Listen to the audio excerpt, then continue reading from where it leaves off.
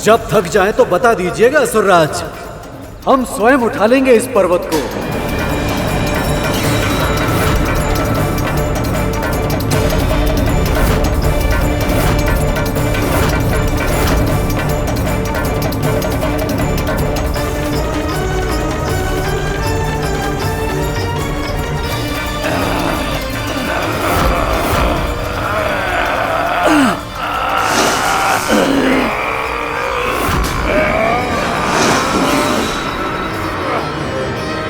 महाराजा बलि, अब देवताओं को प्रयास करने दीजिए।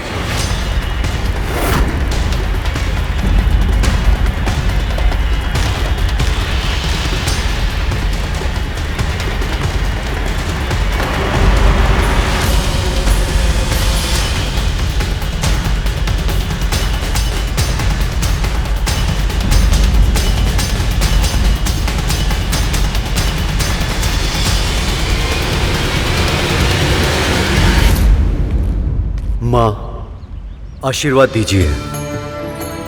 आपका आशीर्वाद ही हमारे लिए सबसे बड़ी शक्ति है। सफल हो।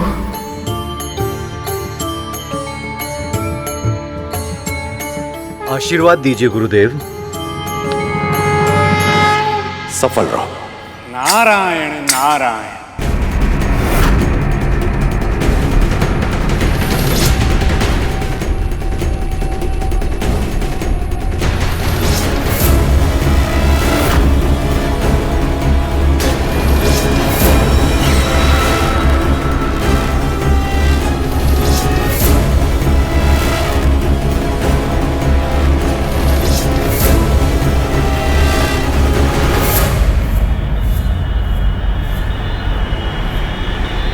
पुत्र,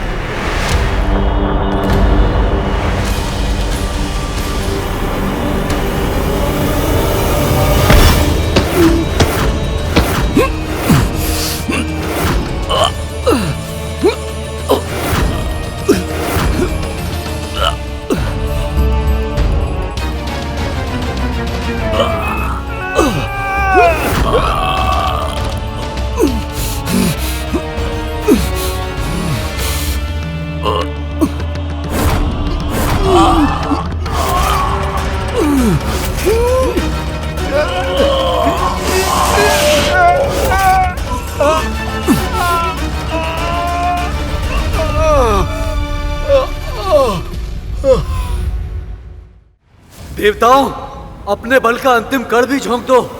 चलो।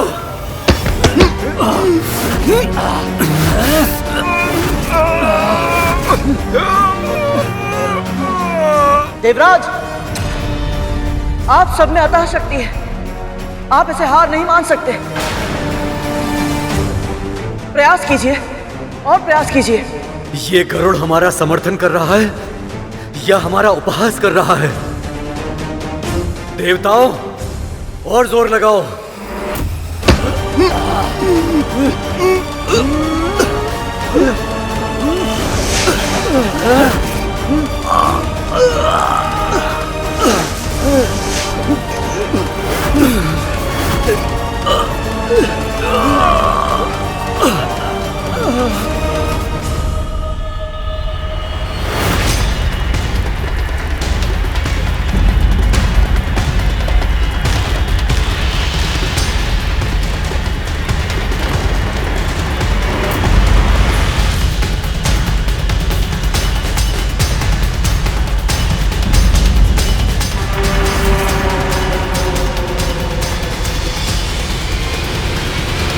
क्या हुआ देवराज इंद्र? डींगे मारना बहुत सरल है इंद्र, परंतु अपने लक्ष्य को प्राप्त करना बहुत कठिन। क्या हुआ इंद्रदेव, चुप क्यों हो? जीभ काट बन गई। बजरंग अपनी जीवा। नारायण नारायण। ये समय युद्ध करने का नहीं है। देवराज, असुरराज, आप दोनों को आभास भी है, ना तो आपको अमृत मिलेगा और ना ही मां लक्ष्मी इस संसार में वापस लौट कर आ पाएंगे।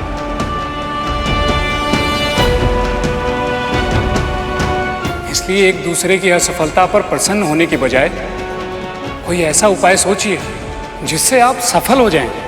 पर मुनिवर, और अब कर ही क्या सकते हैं हम? स्पष्ट है कि हम असुरों और देवताओं का बल इस कार्य के लिए पर्याप्त नहीं है।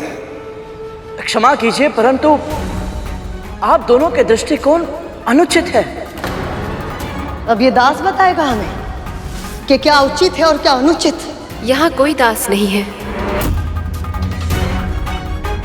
सभी धर्म के सेवक हैं।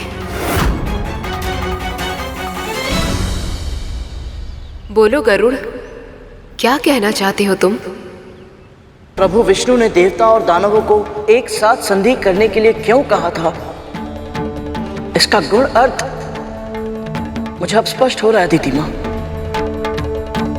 इन दोनों को एक दूसरे की शक्ति बनना है। ये दोनों ही अब तक अलग अलग प्रयास कर रहे थे।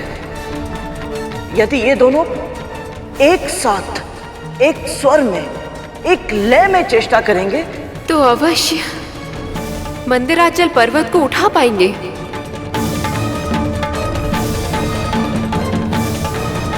पुत्र, तुम्हारा सुझाव बहुत ही उत्तम है। अद्भुत गरुड़, अद्भुत। नारायण नारायण। भले, ये गरुड़ सही कह रहा है। ये सुझाव ही वो उपाय है जो इस कार्य को सिद्ध कर सकता है।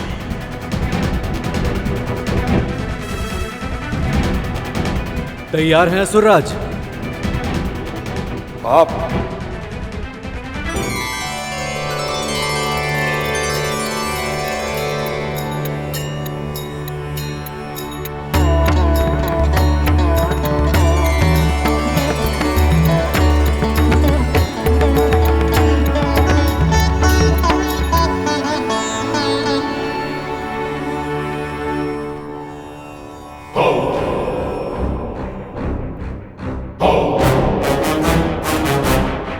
देख रहे हो भैया, सूरज उगे 1 पहर हो गया, ये बुढ़ा अभी तक सो रहा है।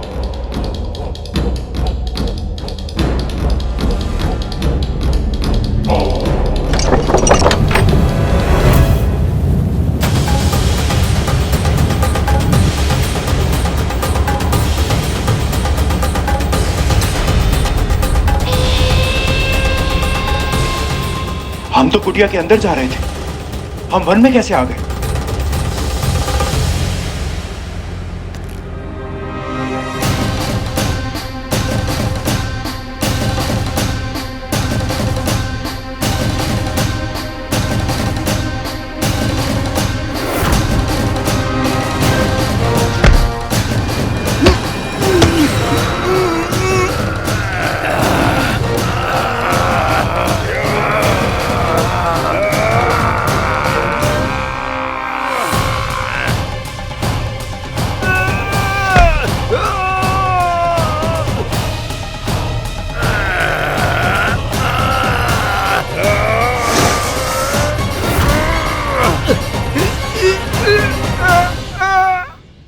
ये कैसे संभव है?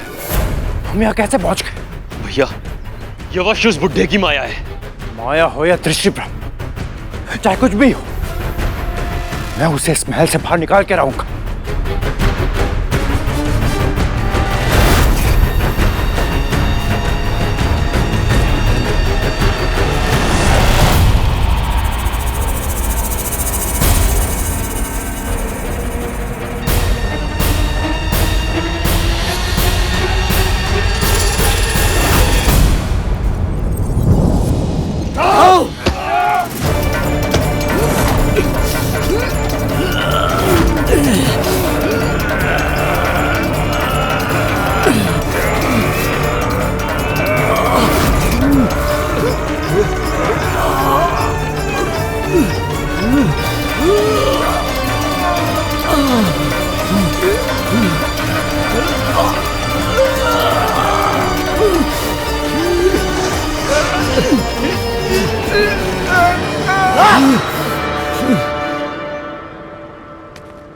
हम बहुत प्रयत्न कर चुके महाराज, ये पर्वत हमसे नहीं हिलेगा।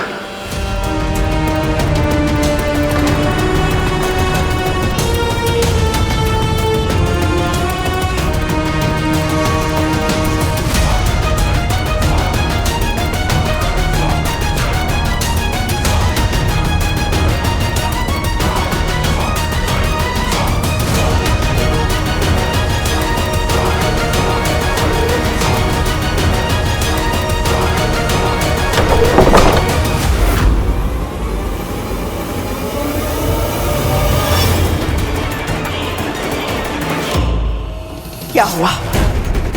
फेंक दिया उस बूढ़े को बाहर? उसे महल से बाहर फेंकना तो दूर की बात है माँ। हम दोनों उस मायावी के आसपास भी नहीं पहुंच पा रहे माँ। देवों और दानवों की सम्मिलित शक्तियां भी इस पर्वत को उठा नहीं सकी। इतना अभिमान, इतनी स्वच्छंदता, जो समुद्र मंथन जैसे शुभ कार्य में सहयोग ना दे, उसका अस्तित्व होने का लाभ ही क्या है?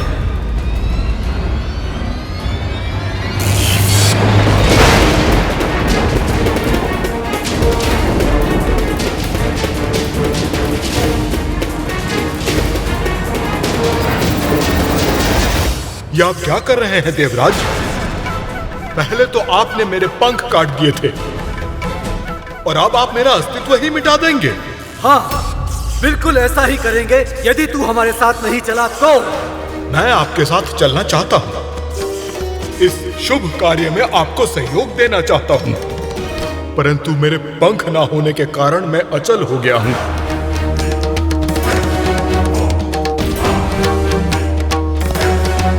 आप यह कार्य स्वयं नहीं कर पा रहे हैं तो इसका दंड आप मुझे देना चाहते हैं? यह तो अनुचित है देवराज। रुक जाइए देवराज।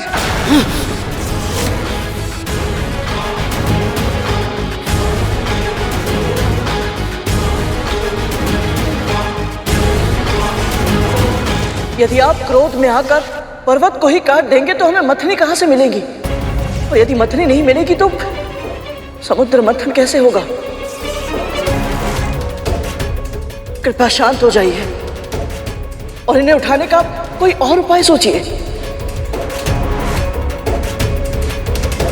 हाँ पुत्र, क्रोध से ये समस्या नहीं सुलझेगी। यदि तुमने वज्र का प्रहार किया तो आघात मंदराचल पर्वत पर नहीं बल्कि समुद्र मंथन की संभावना पर होगा।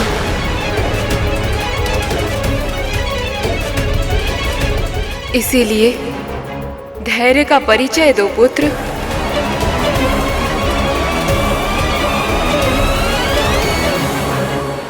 यदि देवता और असुर दोनों मिलकर भी इस पर्वत को उठा नहीं पा रहे तो कैसे उठेगा ये पर्वत? तुमल, हाँ तू क्या तुम भी वही सोच रहे हो जो मैं सोच रहा हूँ? कम से कम हम उस बुड्ढे के पास पहुंचने में सफल तो हुए थे। अब हमें ही कोई मार्ग खोजना होगा इन्हें उस बुड्ढे से छुटकारा दिलाने का, ताकि माँ हमसे फिर से प्रसन्न हो जाए। हाँ, वैसे भी हम जब से गरुड़ के साथ गए हैं ना, माँ हमसे रुष्ट रहती है। इस अवसर का लाभ उठाना होगा हमें। अब देखो प्रभु, कालिया और तक्षक के असफल होने का कारण मैं समझ सकता हूँ। उनके हृदय में वृद्ध के प्रति दुर्भावना है, उन्हें हानि पहुंचाना चाहते हैं वो।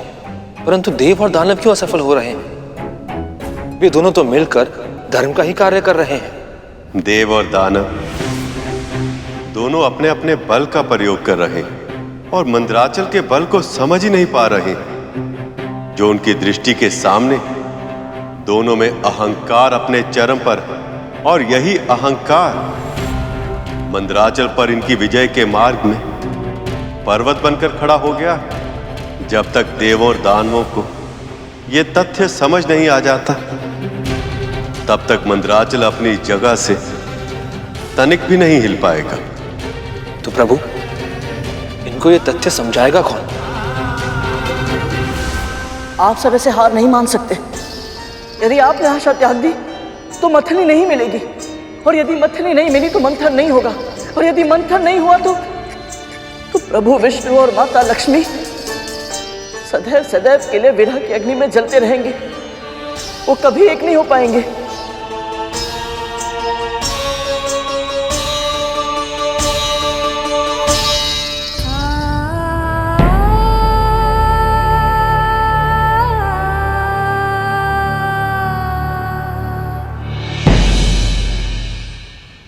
देवराज, मैं आपसे विनती करता हूं, कोई ना कोई उपाय निकालिए जिससे कार्य संभव हो पाए।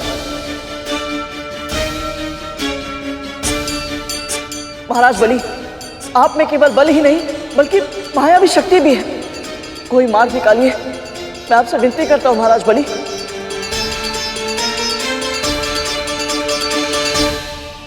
महर्षि आप तो गुरु हैं। यदि आप मार्गदर्शन करेंगे तो इस समस्या का समाधान अवश्य निकलेगा। पुत्र, यदि कोई समाधान होता तो अब तक पता चल चुका होता। वैसे भी तू क्यों इतना चिंतित हो रहा है? मथनी लाने का दायित्व तुझे नहीं मिला है, हम असुरों को और देवता को सौंपा गया है विष्णु द्वारा।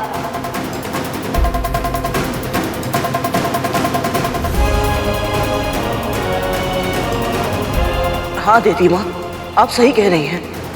यह दायित्व तो मेरे बड़े भाइयों को सौंपा गया था, परंतु इस पूरी प्रक्रिया की एक छोटी सी कड़ी मैं भी तो हूँ। हो सकता है मेरा दायित्व यही है कि मैं अपने बड़े भाइयों को प्रेरणा दूं। मुझसे प्रेरणा देना सरल है पक्षी, स्वयं चेष्टा करके देखोगे तो पता चलेगा। इस पर्वत को हिलाना संभव है या नहीं।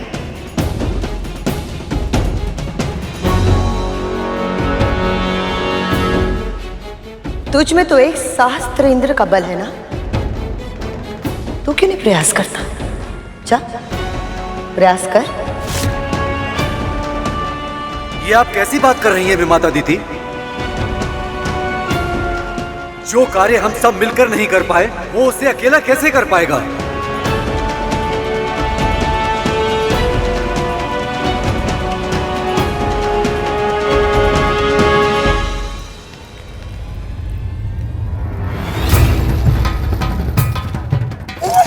देख रहा है तू? दुस्साहसी है बुड्ढा, पूजा के स्थान पर अपने पांव करके सो रहा है। भगवान श्री नारायण का इतना घोर अपमान। तू अभी जा और उसके दोनों पांव खींचकर इसे अभी उठा दे। नहीं, मेरा जाना उचित नहीं होगा। मैं काम करता हूँ, मैं दृष्टि रखता हूँ। तू जा और इसकी दृष्टता का दंड दे इसे। जा विजय बाबू। मैं जाना तो चाहता हूँ, यदि मेरा हाल भी काली और तक्षक भैया जैसा हुआ तो। नहीं, मैं नहीं जाऊंगा। तू जा। सच पूछो तो मैं भी यही बात सोचकर भयभीत हूँ। एक कार्य करते तब तो दोनों एक साथ चलते हैं। चल।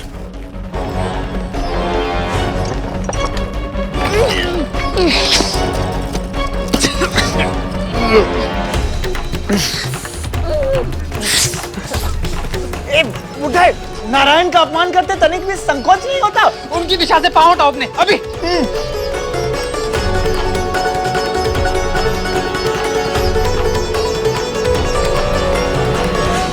नहीं, ये कार्य मेरे लिए असंभव है। क्यों, भयभीत हो गया? हाँ?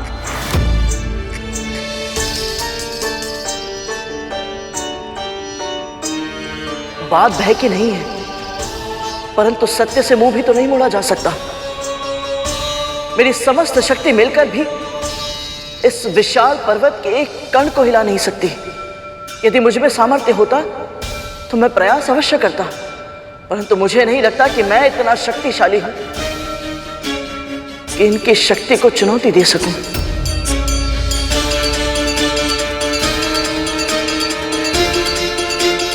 फिर भी यदि सब कह रहे हैं तो एक बार प्रयास तो करो।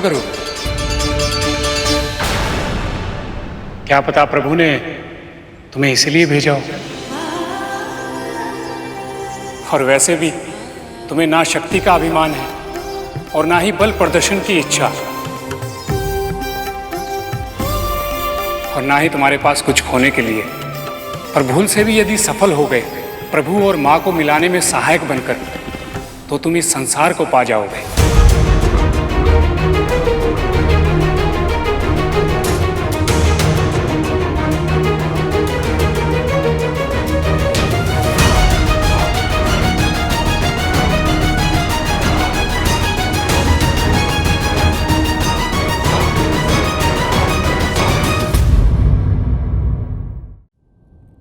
मुझसे नहीं हो पाएगा।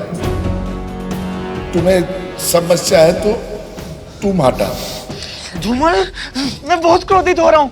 क्या इसे डांट लगा? मैं नहीं जाऊंगा। तू जाना, तेरा स्वर तो मुझसे भी भारी है। एक कार्य करते हैं, दोनों एक साथ डांट लगाते हैं। हमें दास समझ रखा है क्या? राजकुमार है हम, और तुम्हें हमारा आदेश मानना ही पड़ेगा। ध्यान से देखो राजकुमारों, मैं दुर्बल हूँ, अशक्त हूँ, पैर हटाने में असमर्थ हूँ। यदि तुम्हें लग रहा है कि मेरे कारण तुम्हारे घर में नारायण का अपमान हो रहा है, तो तुम ही मेरे पैर उस दिशा में कर दो जहां नारायण नहीं है।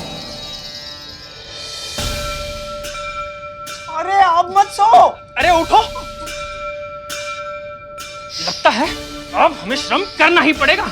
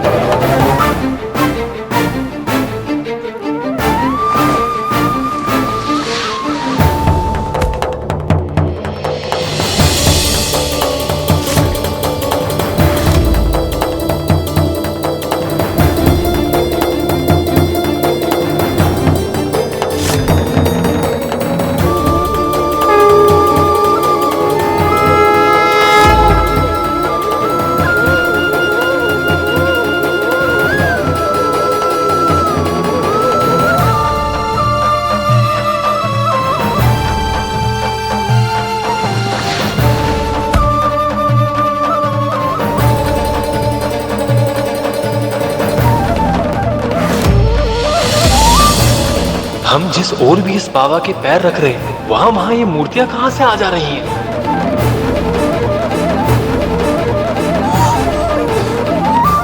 धूमल, अवश्य ये बाबा बहुत ही शक्तिशाली तत्व। भागो।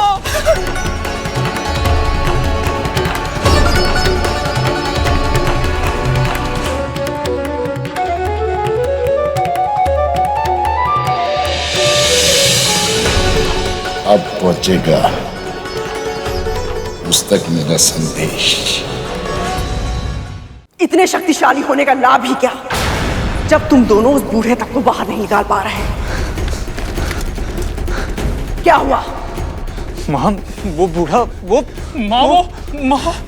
महामायावी है वो। जानती हूं मैं। एक ही बात बार बार क्यों बता रहे हो मुझे? जाओ यहां से। महामायावी नहीं, महान है मां। कहा ना, जाओ।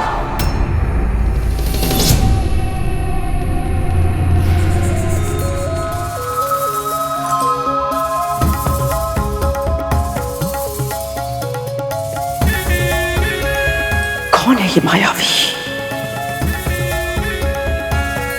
और यहां क्या कर रहा है वो?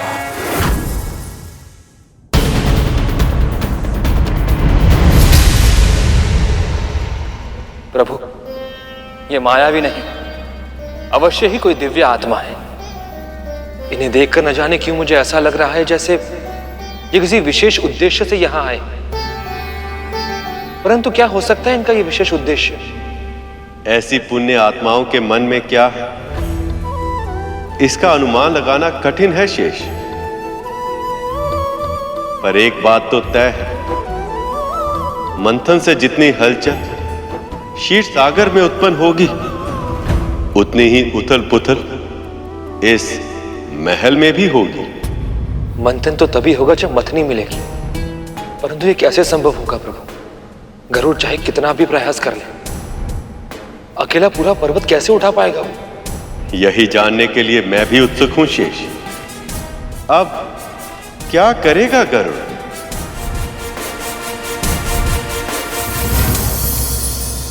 यदि यही आपका आदेश है, आशीर्वाद दीजिए। तुम्हारे हृदय में विष्णु भक्ति की लौ सदा प्रज्वलित रहे।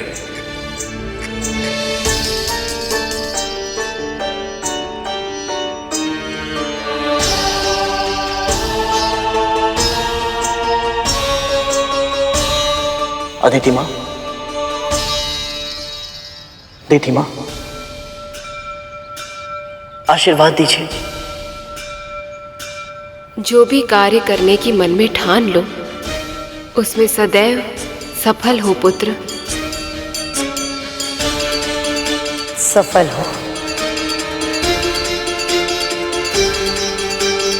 देवराज इंद्र, असुरराज बलि, आप दोनों मेरे बड़े भाई हैं। इस कार्य को सफल बनाने में आप दोनों का आशीर्वाद अनिवार्य है।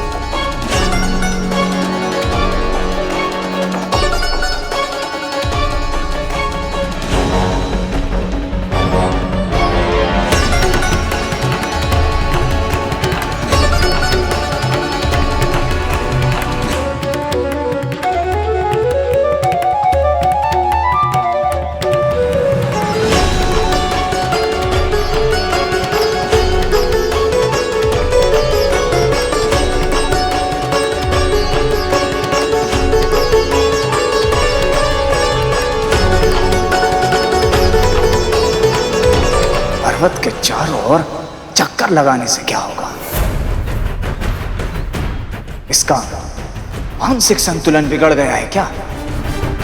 ये पक्षी इतना समय क्यों व्यर्थ कर रहा है? आप सब परिक्रमा के महत्व को नहीं समझते। गणेश ने महादेव और पार्वती की परिक्रमा करके सारे संसार का भ्रमण कर लिया था। जब भी हम अपनों से बड़ों को सम्मान व्यक्त करते हैं तो सबसे पहले उनकी परिक्रमा करनी चाहिए।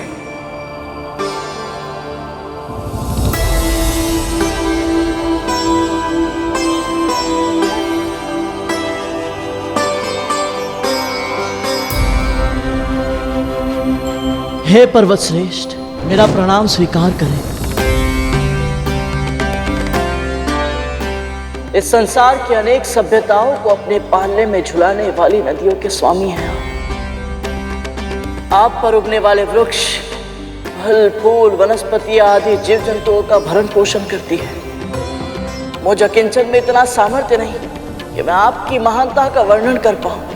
आप पिता स्वरूप हैं और मैं एक साधारण सा पक्षी। परंतु आज धर्म के कार्य के लिए मैं आपको उठाने का प्रयास करूंगा।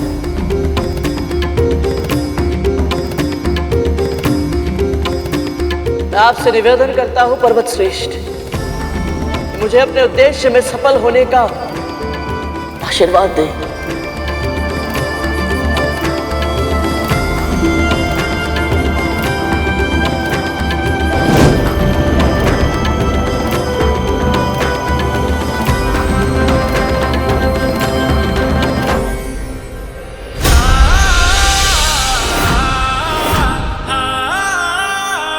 ये कैसी मायावी शक्ति है गरुड़ के पास?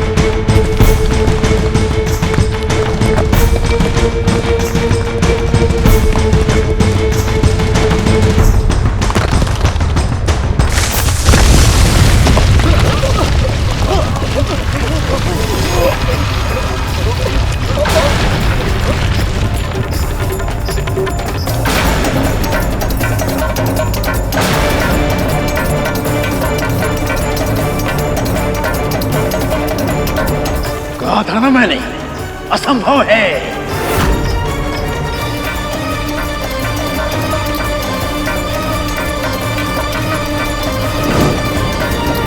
तुमने मुझे उठा लिया पुत्र,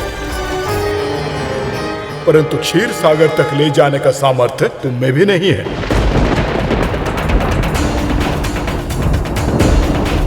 मैं ये कहने के लिए विवश हूं कि अब तुम्हें किसी और को मथनी चुनना होगा, या फिर प्रभु विष्णु के लक्ष्य की प्राप्ति के लिए तुम्हें समुद्र मंथन के अतिरिक्त कोई और उपाय ढूंढना होगा। ऐसा मत कहिए पर्वत श्रेष्ठ। प्रभु विष्णु ने कहा था केवल यही एकमात्र उपाय है और कोई समाधान नहीं, कोई उपाय नहीं है।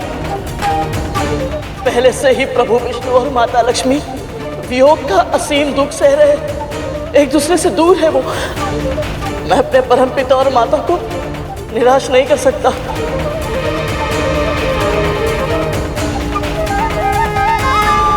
मुझ पर कृपा करें। क्यों प्रभु, क्यों मुझ में इतनी शक्ति नहीं कि मैं ये कार्य करके आपकी सेवा कर पाऊं?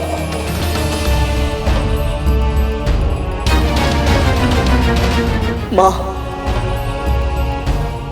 आप ही कोई मार्ग सुझाइए।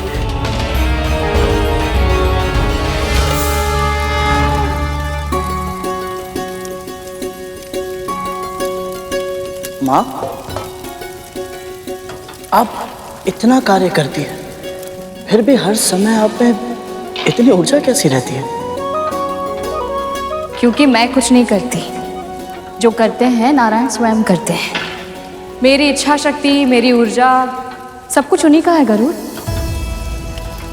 मेरा कुछ नहीं है, कुछ भी नहीं।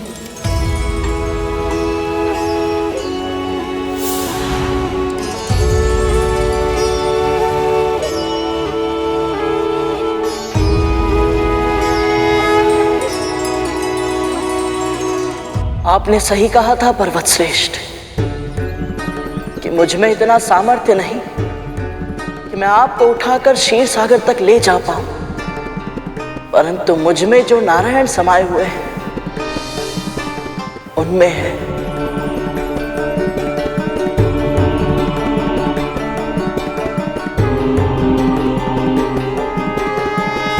ओम नमो नारायणाय।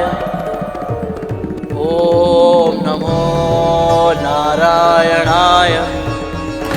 ओम नमो नारायणाय। ओम नमो नारायणाय। ओम नमो नारायणाय। ओम नमो नारायणाय।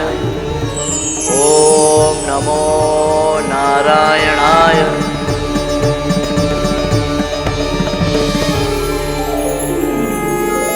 प्रभु, मैं धन्य हुआ प्रभु।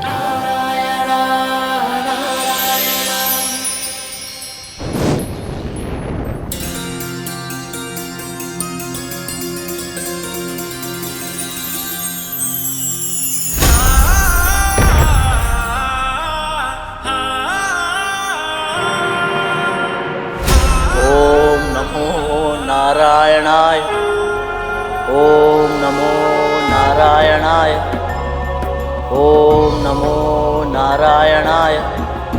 ओम नमो नारायणाय। ओम नमो नारायणाय। ओम नमो नारायणाय।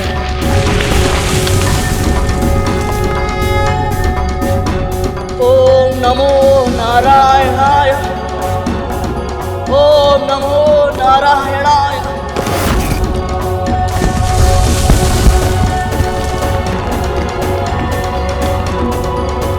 ओम नमो नारायणाय।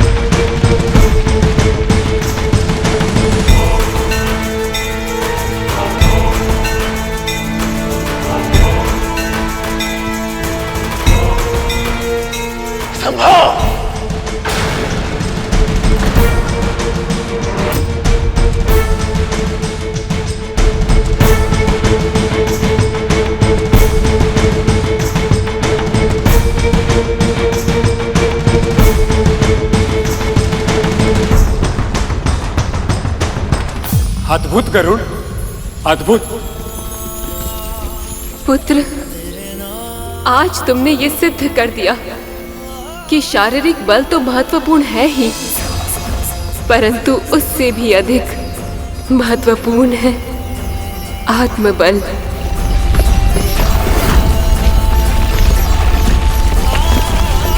तुमने आज वो कर दिखाया है गरुड़, जिसकी आशा किसी ने नहीं की थी। सत्य है गरुड़, भगवान विष्णु भी तुम्हारे इस कार्य को देखकर अत्यंत प्रसन्न होंगे। मंदराचल जैसे विशाल पर्वत को उठाकर अपनी दृढ़ इच्छा शक्ति का प्रदर्शन किया है तुमने।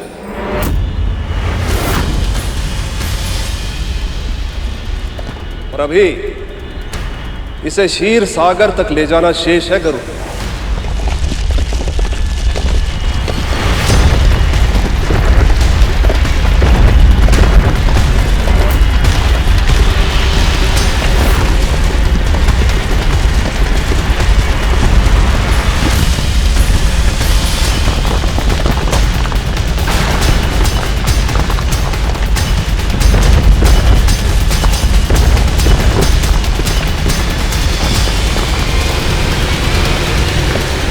इतने विशाल पर्वत को लेकर गरुड़ चल भी नहीं पा रहा है, तो इसे कैसे उड़ा कर ले जाएगा?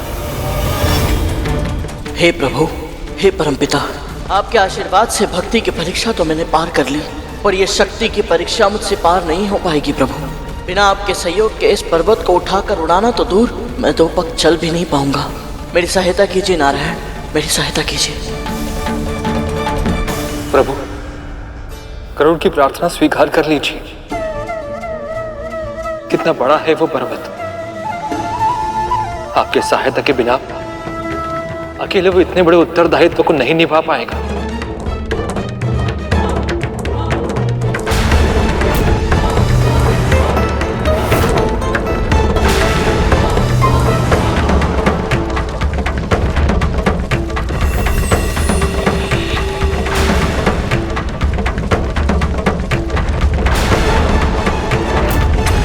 प्रभु की इच्छा से मैंने मंदराचल पर्वत को तो उठा लिया, किंतु इसे क्षीर सागर तक ले जाने में खुद को असमर्थ पा रहा हूं। जो मेरी भक्ति में लीन रहता है वो कभी भी अकेला नहीं होता। ओम नमो नारायणाय।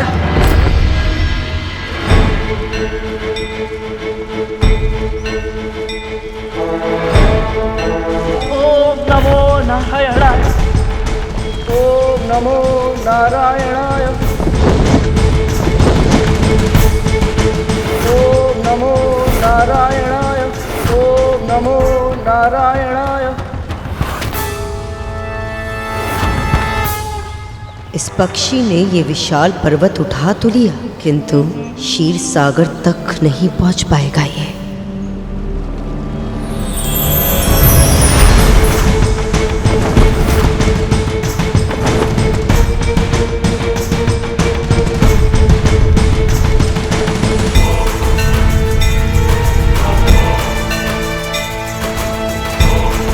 ये असंभव है। नारायण नारायण, असंभव को संभव कर दिखाया गरुड़ तुमने। तुम धन्य हो गरुड़, तुम धन्य हो। तुम धन्य हो गरुड़, धन्य हो।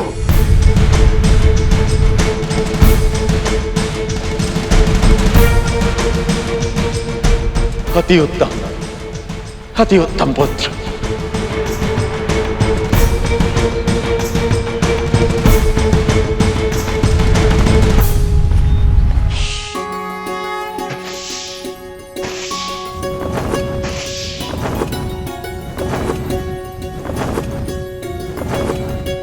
गरुड़,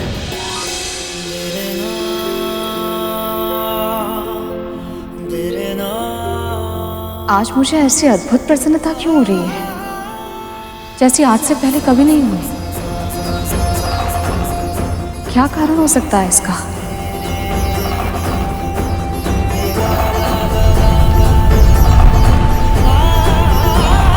जिस मंदराचल पर्वत को उठाने की कल्पना तक नहीं की जा सकती थी, उस पर्वत को उड़ाकर ले गया ये। लगता है कि बाल खिले ऋषियों का आशीर्वाद फल गया है इसे। सच में एक सहस्त्र इंद्र की शक्ति है इसमें।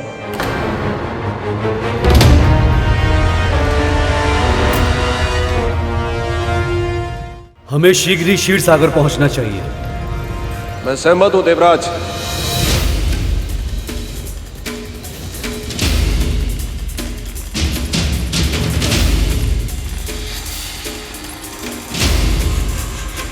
आज सब उस गरुड़ के गीत गा रहे हैं, यहां तक कि इंद्र और असुर सम्राट बलि भी उसकी प्रशंसा करने पर विवश हो गए। कहते हैं सुख बांटने से बढ़ता है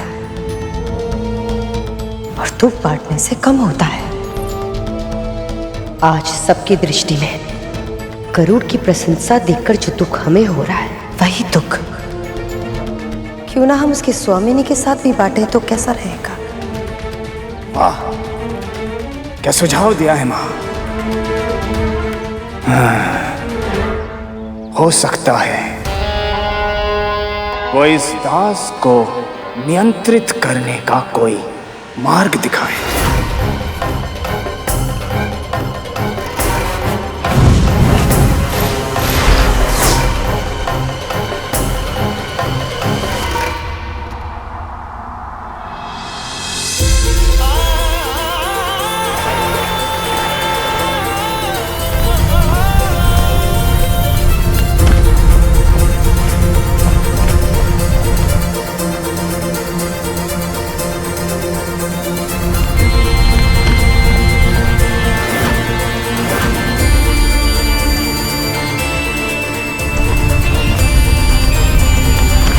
धन्य हो गरुड़, तुम धन्य हो। तुम धन्य हो गरुड़, तुम धन्य हो। सत्य कह रहे हो तुम? सभी देवदानव, यहाँ तक कि गुरु बृहस्पति और मुनिवर नारद भी उस गरुड़ की प्रशंसा कर रहे थे, उसका गुणगान कर रहे थे। ऐसा लग रहा था कि पूरे क्षीर सागर में केवल एक ही नाम गूंज रहा है, गरुड़ गरुड़ गरुड़।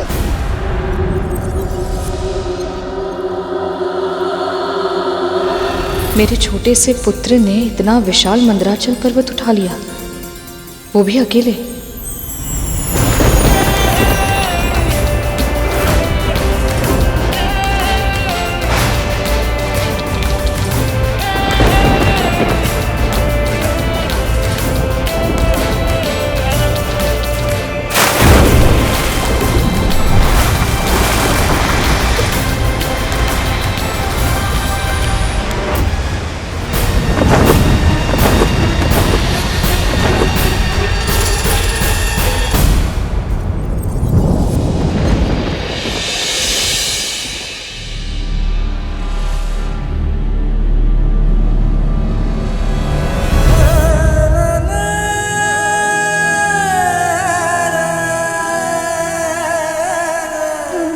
माँ, माँ, माँ, माँ।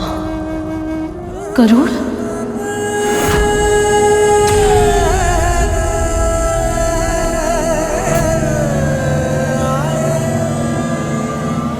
तो तू यहाँ छुप छुप कर हमारी गुप्तचरी कर रही है।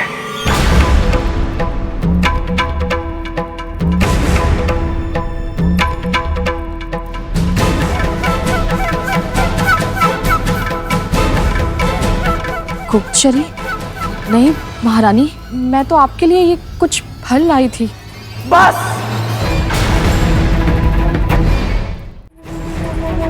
अधिक स्वांग करने की आवश्यकता नहीं है तुझे। पूरा का पूरा परिवार आलसी है। तेरा एक पुत्र विकलांगता का नाटक करके पहले यहां से चला गया, और तुझे मेरा कार्य करना कठिन लगता है, किंतु उस बूढ़े भिखारी का कार्य करने में तुझे आनंद आता है। और तेरा दूसरा पुत्र जो तुझसे भी अधिक कुटिल है, वो मेरे पुत्रों को अपनी पीठ पर बिठा कर लेकर गया। एक के बाद एक मेरे पुत्र गिरते रहे, उसे पता ही नहीं चला। और आज इतना बड़ा, इतना भयंकर पर्वत उठाकर वो आनंद से उड़ गया। वाह! मैं सत्य कह रहा हूं विमाता कद्रू, जो पर्वत हम सब मिलकर नहीं हिला पाए, उसे गरुड़ ने अकेले ही उठा लिया। मेरा पुत्र ठीक तो है ना?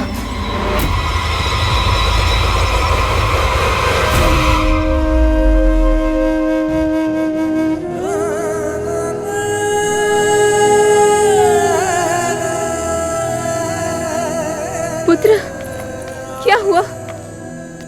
तुम ठीक तो हो?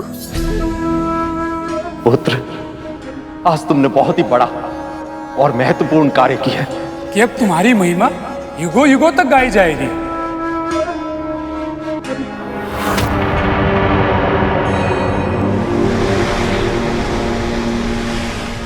स्वयं मुनि नारद और देवगुरु बृहस्पति मेरे पुत्र की प्रशंसा कर रहे हैं।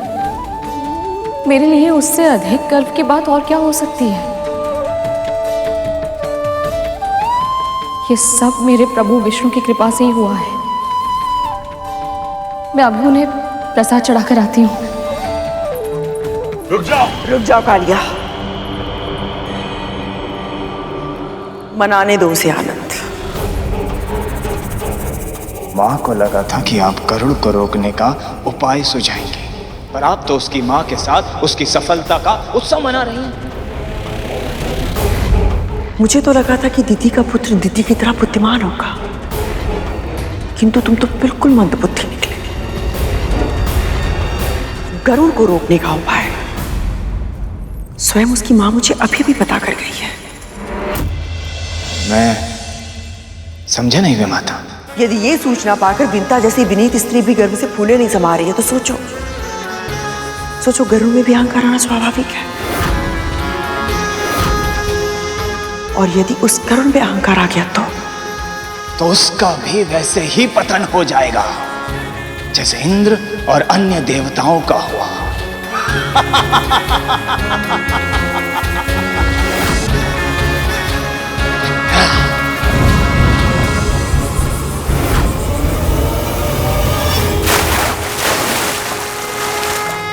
नहीं मुनिवर, ये कार्य तो कैसे पूरा हुआ पता ही नहीं चला, बस सब अपने आप हो गया। इतने भी अधिक विनीत बनने की आवश्यकता नहीं है गरुड़। जो पर्वत हम सब देव और दानव एक साथ मिलकर भी नहीं उठा पाए, उसे तुमने अकेले उठा लिया। तुमने आज तुमने अपने शत्रुओं को अपनी योग्यता से जीत लिया है। इसको किस उद्देश्य से भेजा था और ये कर क्या रहा है? यदि तुम आज ये असंभव कार्य नहीं कर पाते, मंदराचल पर्वत को उठाकर यहां तक नहीं ला पाते, तो समुद्र मंथन प्रारंभ ही नहीं हो पाता।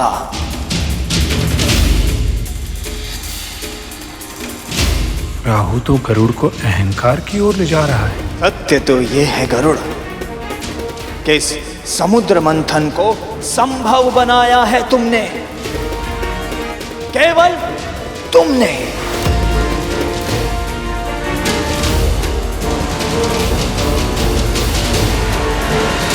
तुम्हारी जितनी भी प्रशंसा की जाए उतनी कम है।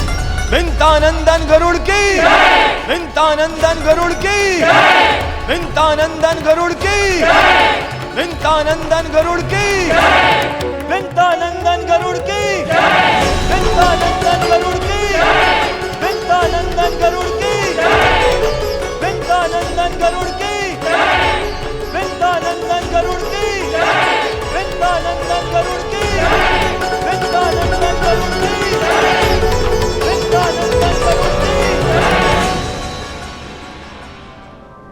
ये क्या? क्या हुआ प्रभु?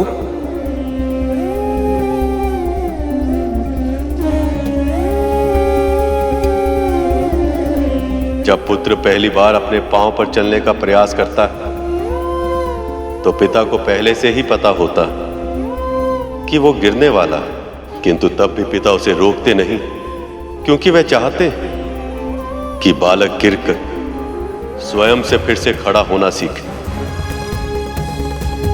किंतु इसका अर्थ ये तो नहीं कि गिरते हुए पुत्र को देखकर पिता को कष्ट नहीं होता।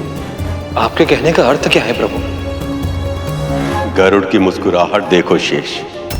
विंतानंदन गरुड़ की जय। जब तक इसके मन में भक्ति थी, ये भावना थी कि जो कुछ भी हो रहा वो पर ब्रह्म के कारण हो रहा, तब तक इसकी आंखों में विनम्रता थी, मुस्कुराहट में मधुरता थी।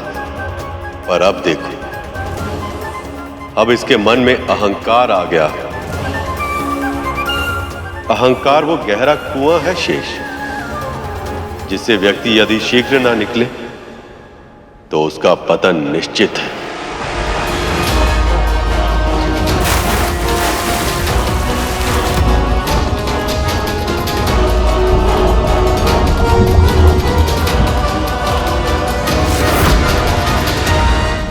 क्या हुआ? ये सब ऐसे शांत क्यों हो गए?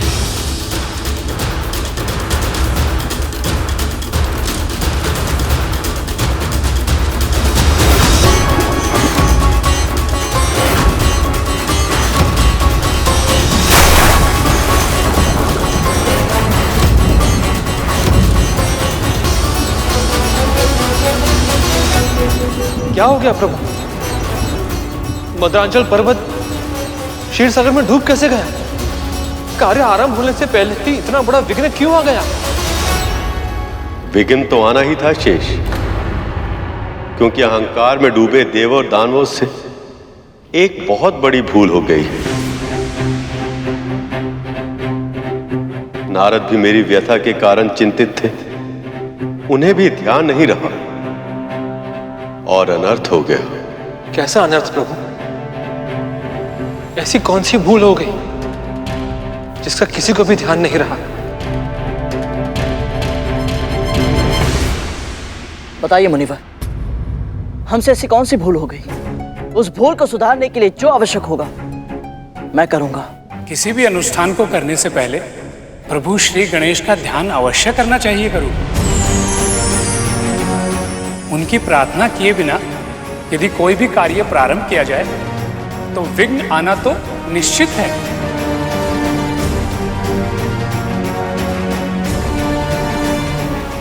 गणपति उस पर ब्रह्म के स्वरूप हैं, जिनकी इच्छा से संसार के सभी कार्य संपन्न होते हैं। एक देह में रीढ़ के आधार से लेकर शीश तक 7 चक्र होते हैं। सबसे पहला चक्र है मूलाधार।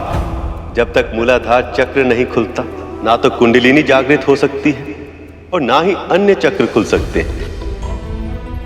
श्री गणेश इस मूलाधार चक्र के स्वामी, वो ही इसे नियंत्रित करते हैं। इसीलिए किसी भी शुभ कार्य के आरंभ में सबसे पहले श्री गणेश का ध्यान किया जाता है।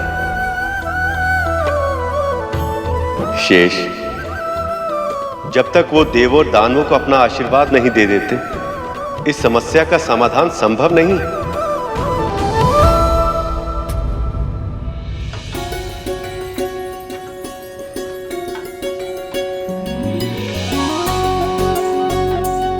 कितनी सौभाग्यवान है ना अदिति दीदी और दीदी दीदी, जो मेरे पुत्र को यह अविश्वसनीय कार्य करते हुए देख पाई।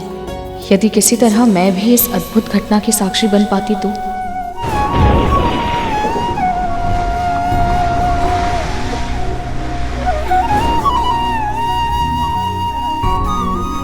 हे प्रभु, आपने मुझे इस कार्य के योग्य समझकर यह अवसर देकर मुझे धन्य बना दिया।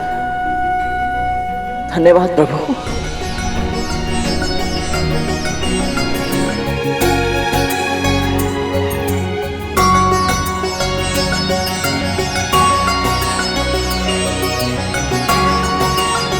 आशीर्वाद दीजिए मां।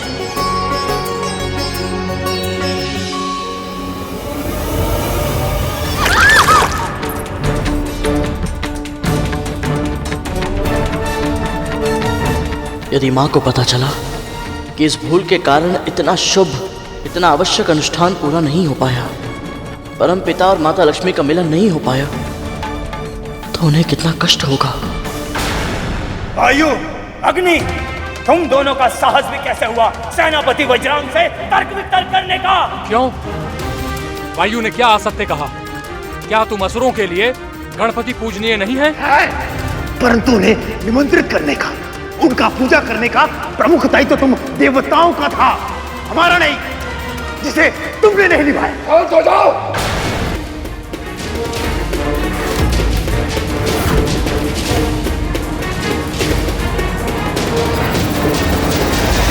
ये समय वाद विवाद का नहीं है।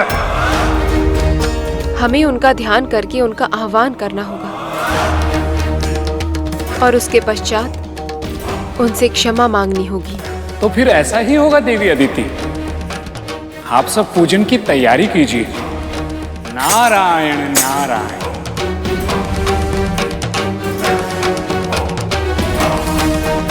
इस पूजा को सफल होना ही होगा।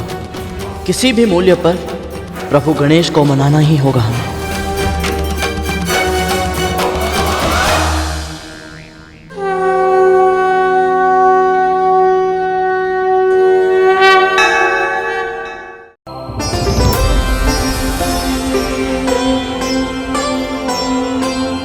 प्रभु गणेश प्रकट तो हो गए, परंतु क्या वो अब देवों और असुरों की प्रार्थना स्वीकार करेंगे? श्री गणेश की लीला केवल श्री गणेश ही जानते हैं। आप सब प्रथम पूज्य को भूल गए। जब संकट सामने उपस्थित हो गया तब स्मरण हुआ मेरा। उससे पहले तो आप सभी मुझे भूले हुए थे। संसार के इतने बड़े अनुष्ठान समुद्र मंथन से पहले आप में से किसी ने ये नहीं सोचा कि शुभ कार्य करने से पहले क्या विधि होती है।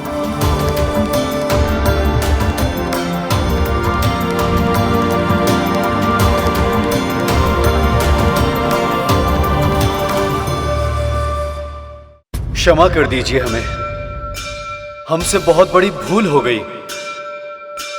कार्य आरंभ करने के उत्साह में न जाने कैसे आपका स्मरण नहीं रहा।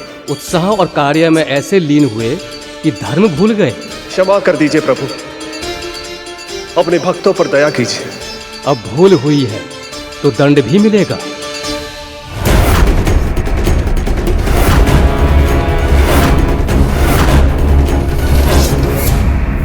प्रभु, हम पूर्ण विधि विधान से आपकी पूजा करेंगे, देवराज, असुरराज, मेरा मन तो भाव का भूखा है। ये प्रसन्न हो पाता है या नहीं, ये अब आप सबकी पूजा पर ही निर्भर करेगा।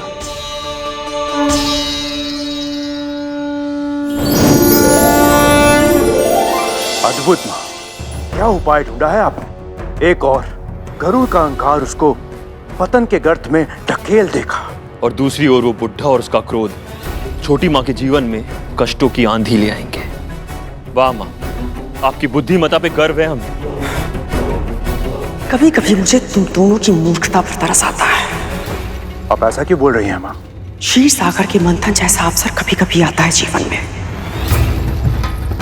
राहु ने मुझे पूरा विवरण तो नहीं बताया, किंतु यदि दानव स्वर्ग का राजपाट होते हुए भी देवताओं के साथ संधि करने के लिए तत्पर है, तो इसका केवल एक ही अर्थ है। निश्चित रूप से मंथन के समय समुद्र से कुछ ऐसा निकलने वाला है जो बहुत महत्वपूर्ण है। उसे पाने के लिए सब होंगे वहां पे, देव भी होंगे, दानव भी होंगे, यहाँ तक कि ये दासी पुत्र गरुड़ भी होगा। पर माँ, शेषनाग भैया तो वही होंगे ना?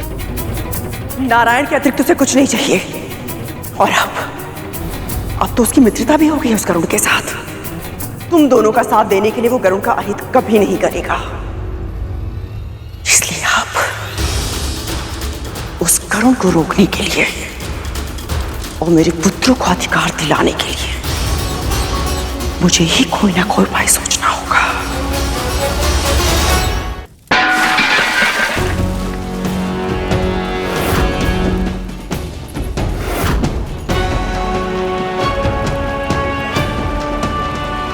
ध्यान कहाँ है तेरा?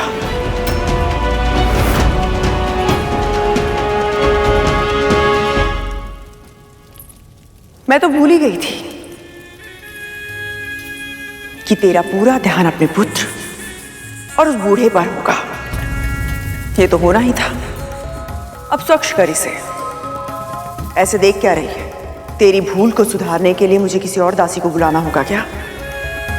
तूने ये सब कुछ फैलाया है तो स्वच्छ भी तुझे ही करना होगा। जी।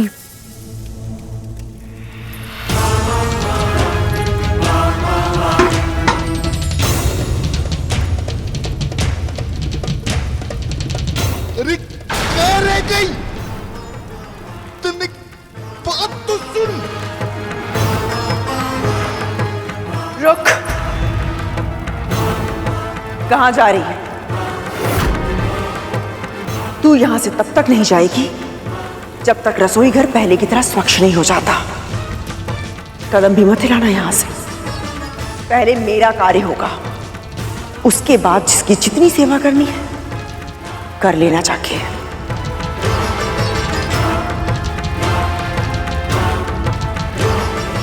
जी महारानी।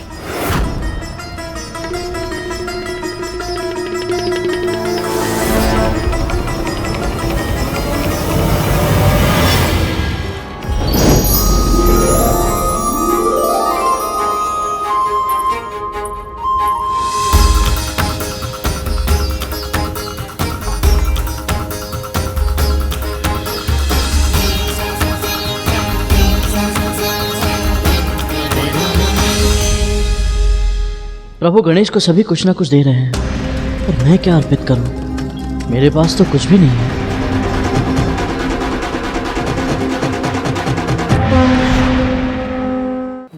गांव मर गई।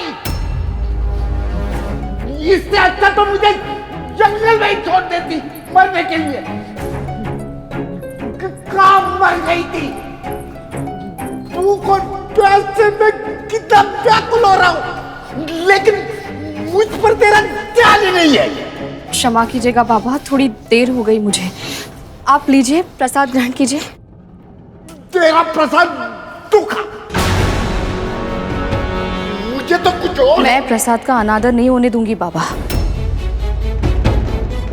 खाइए इसे। तू मुझे आदेश देगी? एक वृद्ध और रोगी को विवश करेगी?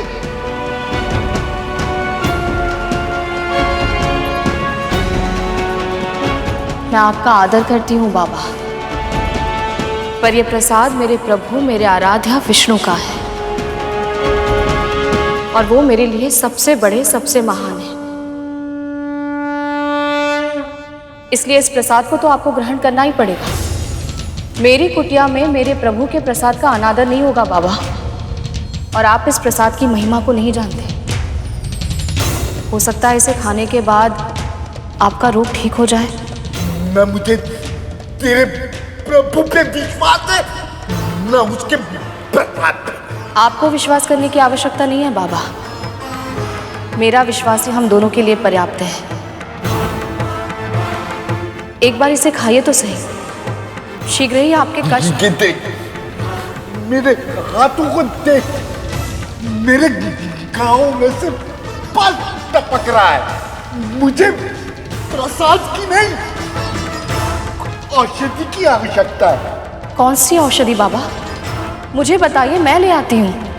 तो जा, कटपर्णी के फूल और पत्ते लेकर आ, उन्हें पीसकर लेप बनाना होगा। जा। जी। और जल्दी आना, वही मत मर जाना। जा।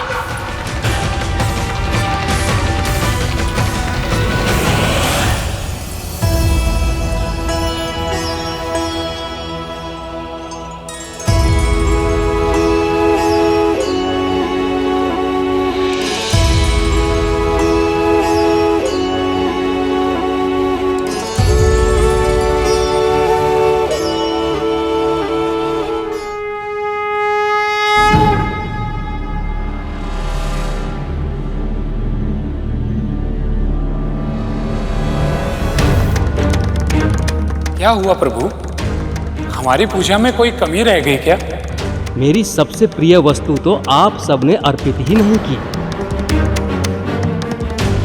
उसके बिना पूजा संपन्न नहीं होगी और मैं आशीर्वाद नहीं दे पाऊंगा।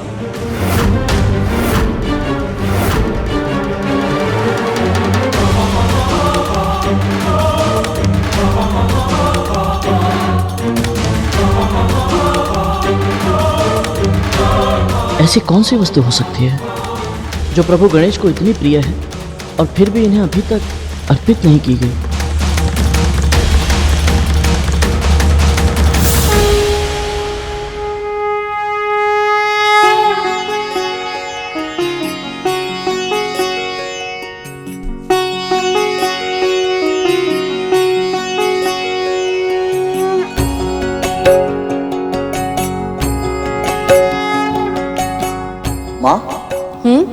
प्रसाद में इतने अच्छे लड्डू है तो फिर ये घास क्यों?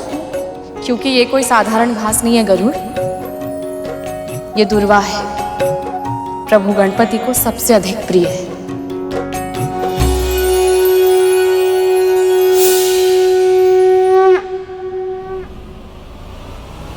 मैं समझ गया कि ऐसी कौन सी वस्तु है जो अब तक हमने प्रभु गणेश को अर्पित नहीं की।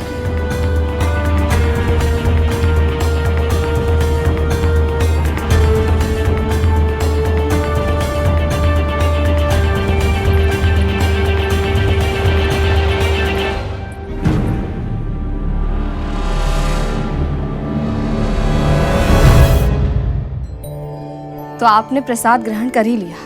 प्रसाद होगा तेरे लिए, मेरे लिए तो खीर है।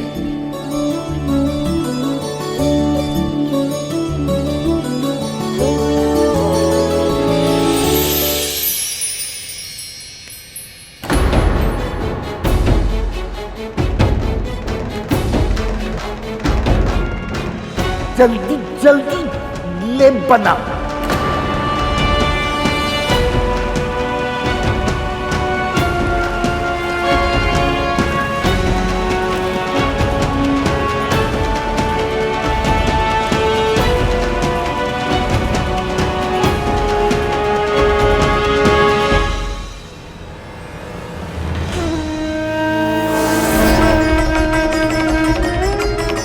जैसा समझ रहे हो वैसे नहीं है ये बाबा।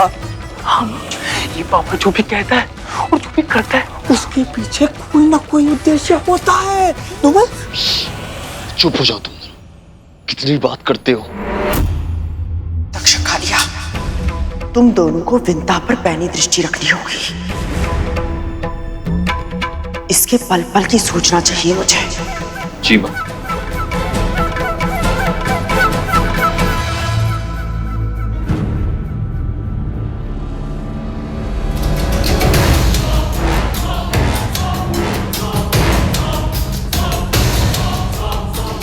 लगता है अहंकार ने अपना कार्य करना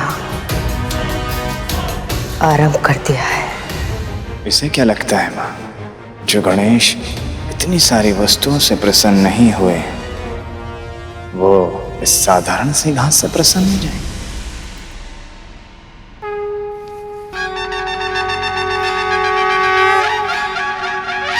प्रभु गणपति जी की लीला अपरंपार।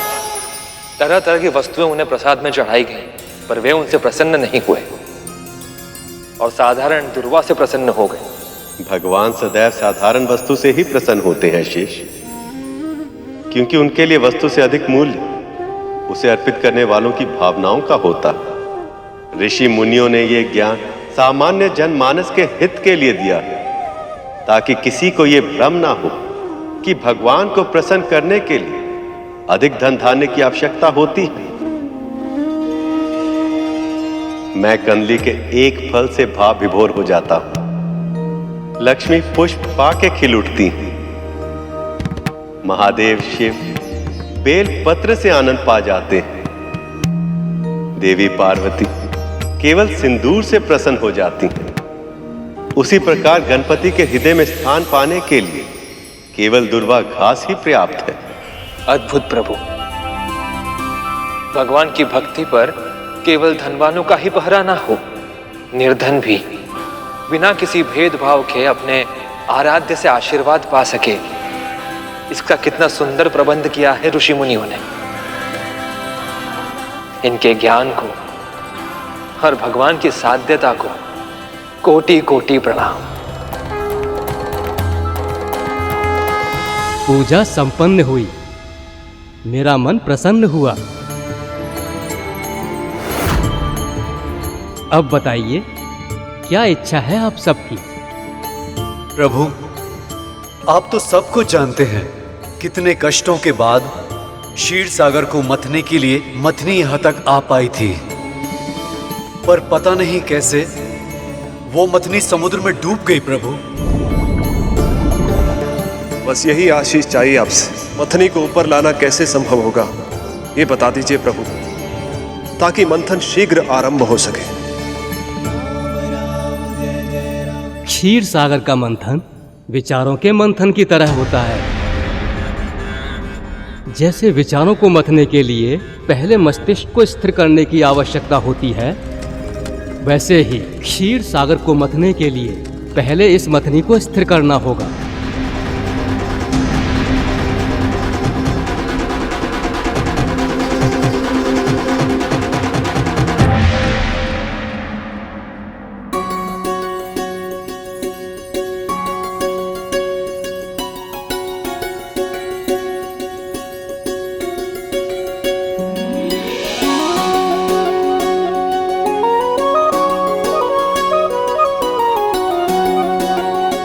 मेरी पीड़ा?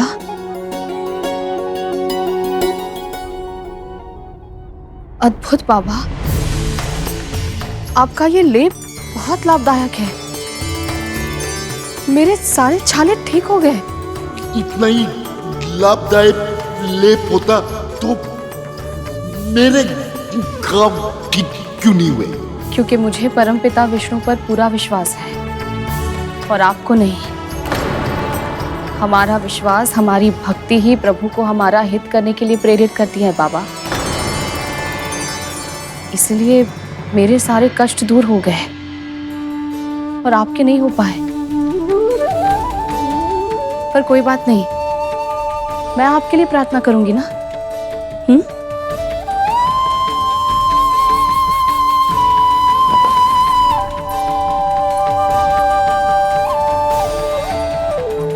कितनी भोली हो तुम विंता, ये भी नहीं जानती कि तुम्हारे कष्टों को दूर करने वाला मैं ही हूं। ये तो गुरु दत्तात्रेय है ना प्रभु? तो तुमने भी पहचान ही लिया शेष। हाँ, ये गुरु दत्तात्रेय ही 12 सहस्त्र वर्षों तक इन्होंने घनघोर तपस्या करके अभूतपूर्व सिद्धियां प्राप्त की हैं। तब तो इनके दर्शन करके मैं धन्य हो गया। परंतु ये विंता माँ के यहाँ क्यों आए हैं? और बात बात पर इन्हें ऐसे प्रताड़ित क्यों कर रहे हैं? जिसे तुम प्रताड़ना कह रहे हो शेष, ये जीवन की चुनौतियां हैं।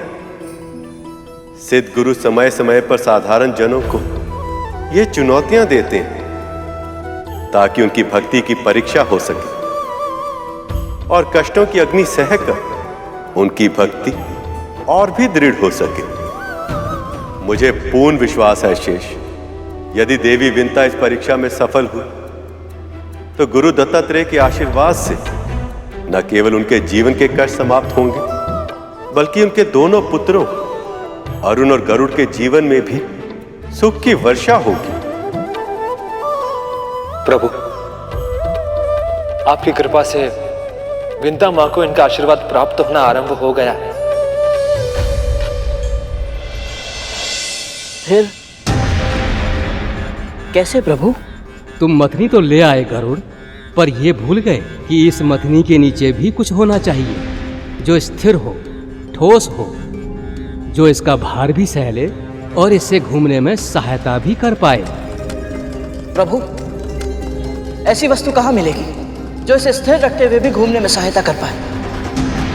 आप मुझे बताइए, मैं इसे क्षण जाऊंगा और उस वस्तु को यहाँ ले आऊंगा। जब मैं पूरा मंदराचल पर्वत ला सकता हूँ तो मैं मथनी के लिए डोर भी लाऊंगा।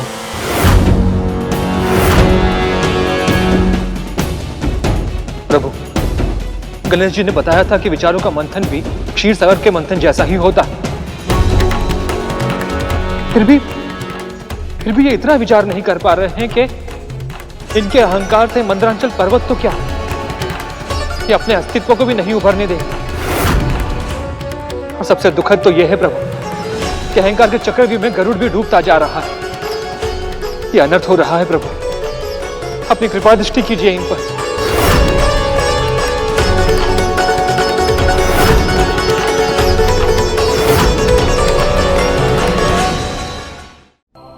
वो क्या है और कहां से मिलेगी, इसका उत्तर मैं नहीं दे सकता। हे विघ्नहर्ता, यदि आप हमारे विघ्न नहीं हरेंगे तो और किसमें ये सामर्थ्य है? मैं आप सभी को आशीर्वाद देता हूँ। केवल ये विघ्न ही नहीं, इस मंथन के पूरा होने तक जितने भी विघ्न आएंगे वो सभी आपके प्रयासों से दूर हो जाएंगे। पर इस समस्या के समाधान के लिए आपको प्रभु विष्णु से ही सहायता मांगनी होगी।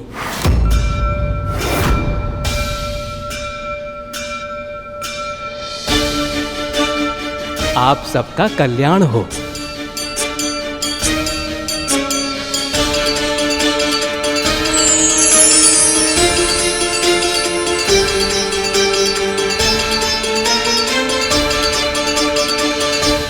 समाधान यदि विष्णु को ही करना था तो समस्या क्यों दी?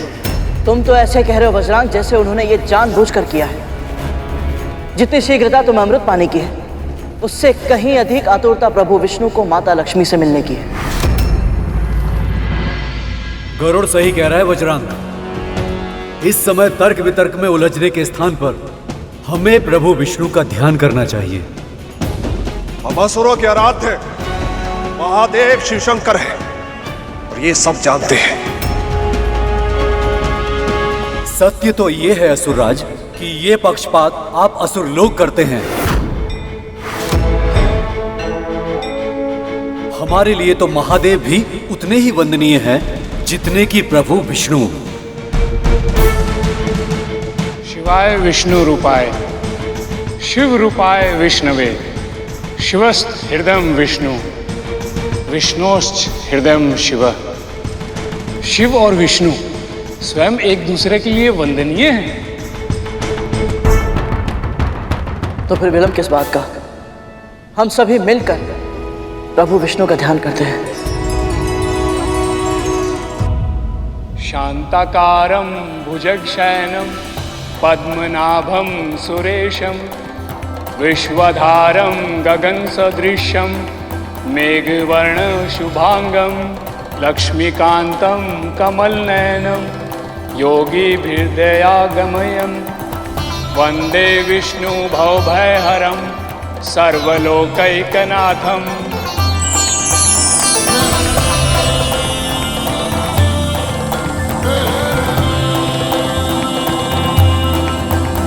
ब्रह्मदेव का प्रणाम स्वीकार करें नारायण। प्रणाम स्वीकार करें नारायण।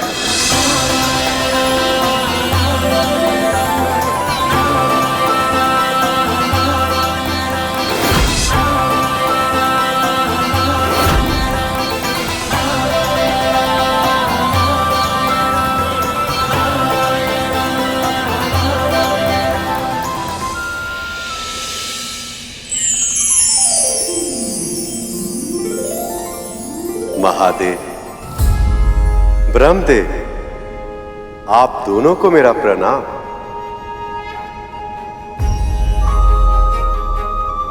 हे नारायण, संसार के हित के लिए, सृष्टि की रक्षा के लिए और प्राणियों के कल्याण के लिए आप अगला अवतार धारण करें प्रभु।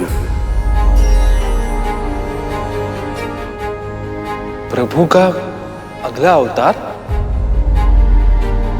समुद्र मंथन की इस अद्भुत घटना का उद्देश्य केवल समुद्र तल में छुपे अनमोल रत्नों को निकालना नहीं है और ना ही देवी लक्ष्मी का प्रभु से मिलन इसका एकमात्र उद्देश्य है।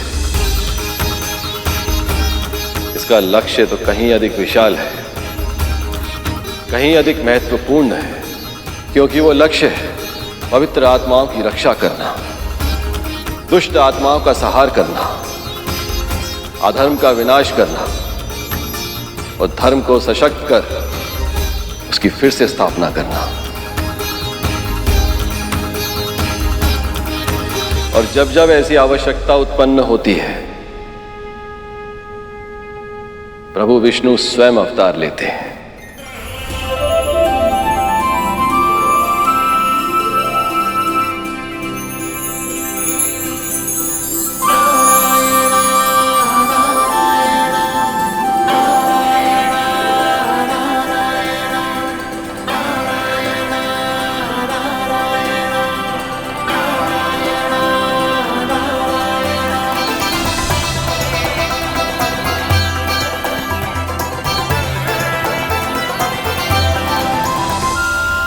पर मेरा कोई भी अवतार ब्रह्मदेव और महादेव के साथ के बिना संभव ही नहीं। त्रिदेवों के संगम से ही एक ऐसे अवतार का सृजन संभव हो पाता जो कठिन से कठिन परिस्थितियों को संभालने के योग्य हो।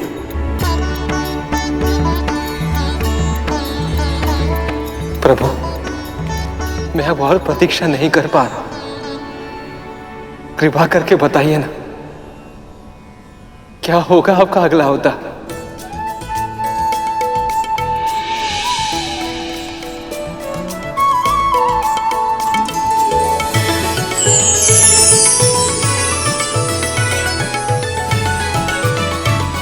ये है मेरा नया अवतार कच्छप, जो मंदराचल पर्वत का आधार बनेगा।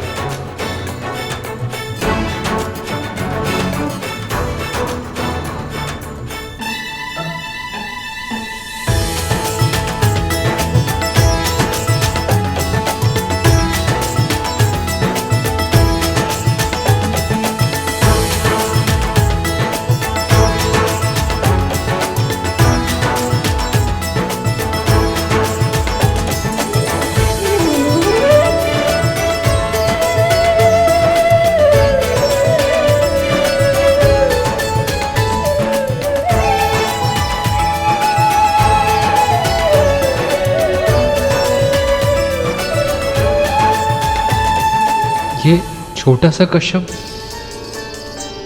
इतने बड़े मंदरांचल पर्वत को स्थिर रखने में सहायता कैसे कर पाएगा प्रभु?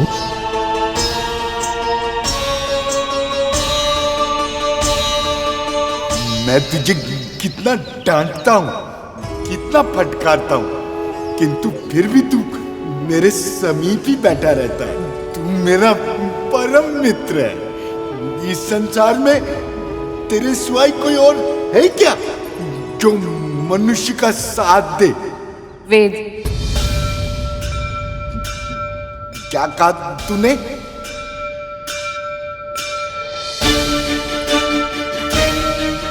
कुछ नहीं बाबा। क्या कुछ नहीं?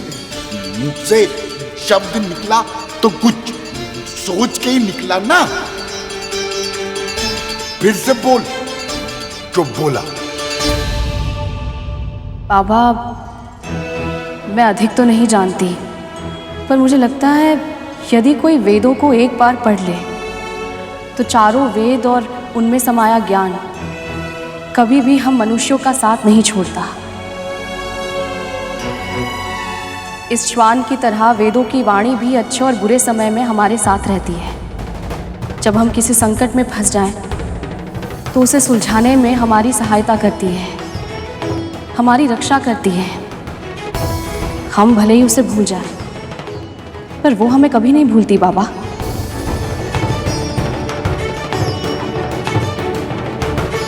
मन का स्वर बनकर सदैव हमारे साथ चलती है।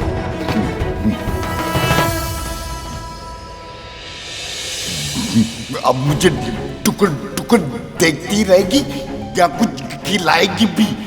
भूख से मेरे प्राण निकल रहे हैं। क्षमा कीजिएगा, ये लीजिए।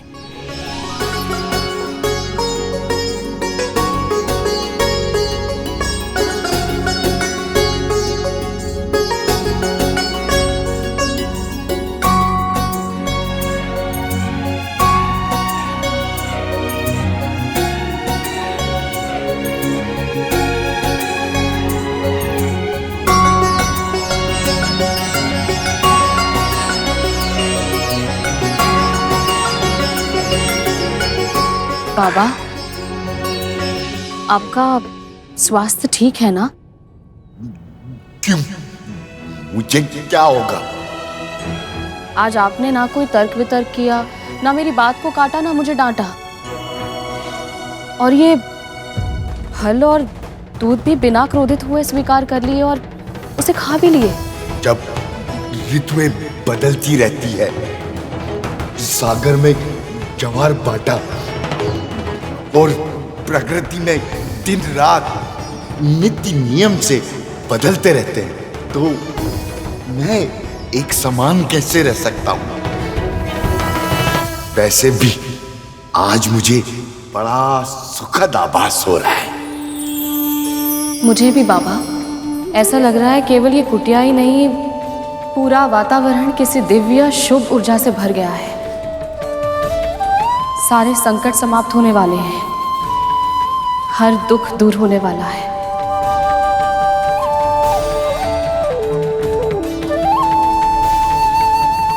हे प्रभु, हमारी प्रार्थना स्वीकार कीजिए। हमें कोई ऐसा संकेत करें जिससे हमारी इस समस्या का समाधान हो जाए।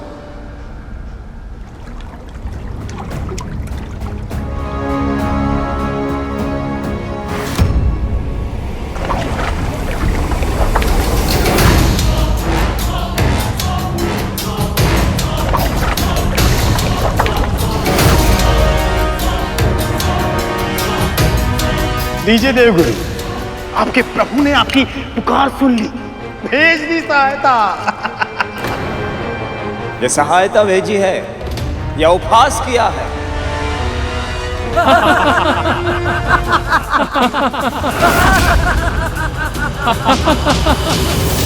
अग्निदेव, भगवान विष्णु ने तो कोई सहायता ही नहीं की। अब इस समस्या का समाधान कैसे होगा?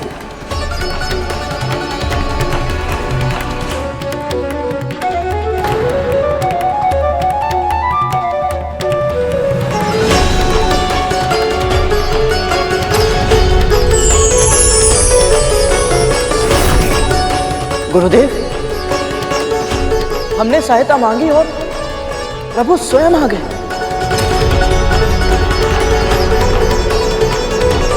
अवतार लेकर। प्रभु स्वयं आ गए? अवतार लेकर?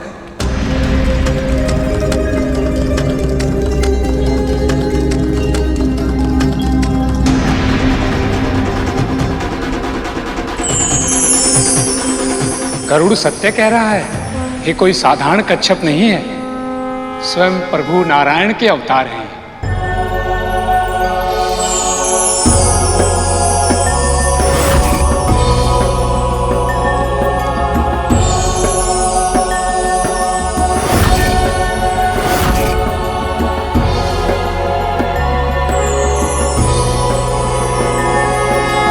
वो देखिए, प्रभु ने कुर्म अर्थात कच्छप के रूप में दूसरा अवतार लिया है।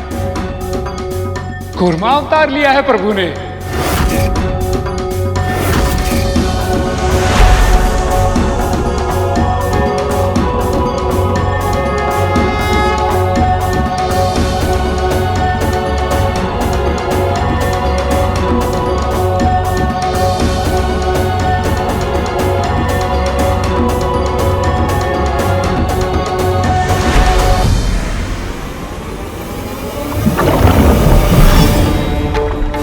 ये कच्छप कहां चला गया?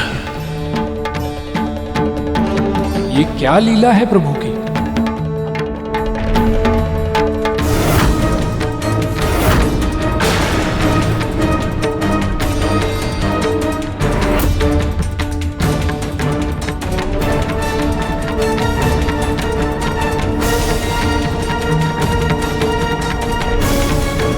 अब ये मंथन कैसे संपन्न होगा?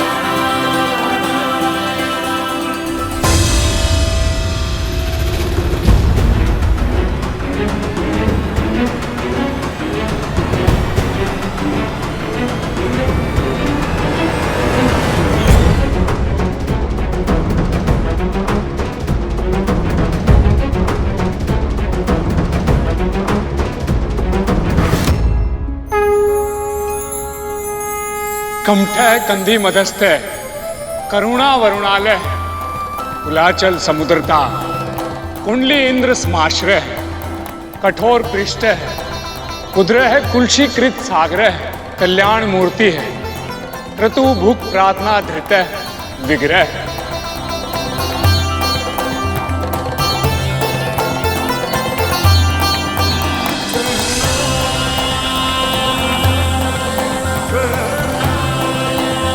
हे प्रभु, आपने कुर्मा अवतार में प्रकट होकर मंदराचल पर्वत को तो स्थिर कर दिया, परंतु मां ने बताया था कि आपके प्रत्येक अवतार का आध्यात्मिक अर्थ होता है। हम सभी को और समझाकर कृपा कीजिए।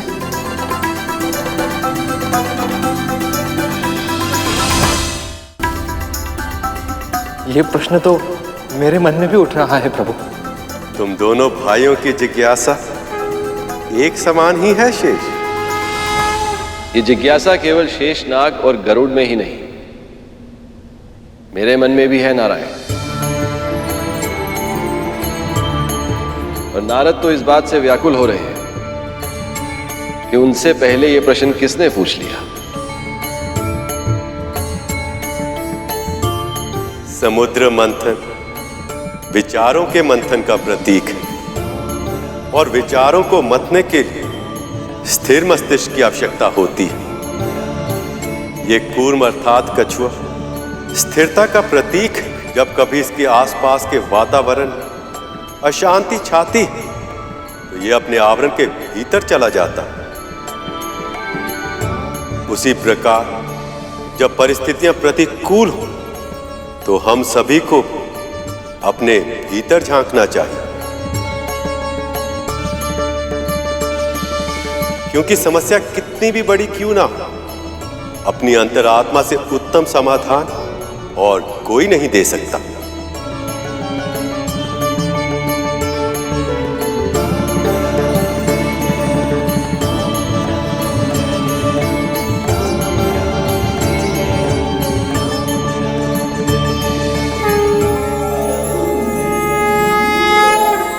आपके दर्शन करके मन सदैव की तरह प्रसन्नता से भर उठता है प्रभु।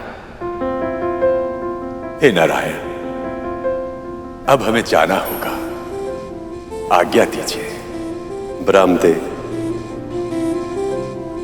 महादेव, आप दोनों तो जानते ही हैं, आप दोनों की सहायता के बिना क्षीर सागर का मंथन करना संभव ही नहीं है। आप निश्चिंत रहे नारायण। ये मंथन आपकी इच्छा से ही हुआ है प्रभु, और आपकी इच्छा पूर्ण करने में योगदान देना हम सबका सौभाग्य है। आगे जब भी आवश्यकता होगी हम सहायता अवश्य करेंगे। आज्ञा दें। शांताकारं भुजंगशयनं पद्मनाभं सुरेशं विश्वाधारं गगनसदृशं मेघवर्णं प्रभु, शुभांगं। मेरे मन में एक प्रश्न उमड़ रहा है। उस प्रश्न की जिज्ञासा से केवल तुम ही पीड़ित नहीं हो शेष, तुम्हारे भाई गरुड़ के मन में भी वही प्रश्न है। प्रभु विष्णु के कूर्म अवतार के कारण मंदराचल पर्वत तो स्थिर हो गया, परंतु इसे मथने के लिए वो डोरी कहां से आएगी जो इतने विशाल पर्वत को अपनी धुरी पर घुमा सके।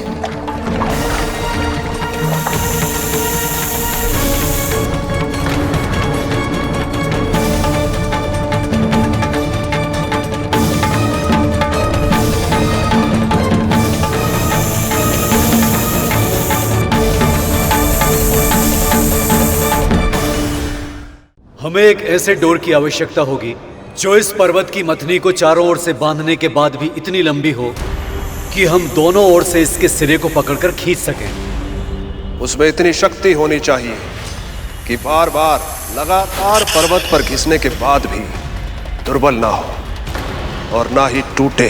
आप दोनों ने बाहरी और शारीरिक गुण के बारे में तो बता दिया, पर जिसकी सबसे अत्यधिक आवश्यकता है उसका हृदय से पूर्ण रूप से शुद्ध होना, अन्यथा वो प्रभु के इस विराट रूप के सामने जा नहीं सकता। परंतु ऐसा कौन हो सकता है मुनिवर? पूरी सृष्टि में केवल एक ही प्राणी है जो इन सब गुणों से युक्त है, जो इस मथनी की डोर बनने के योग्य है।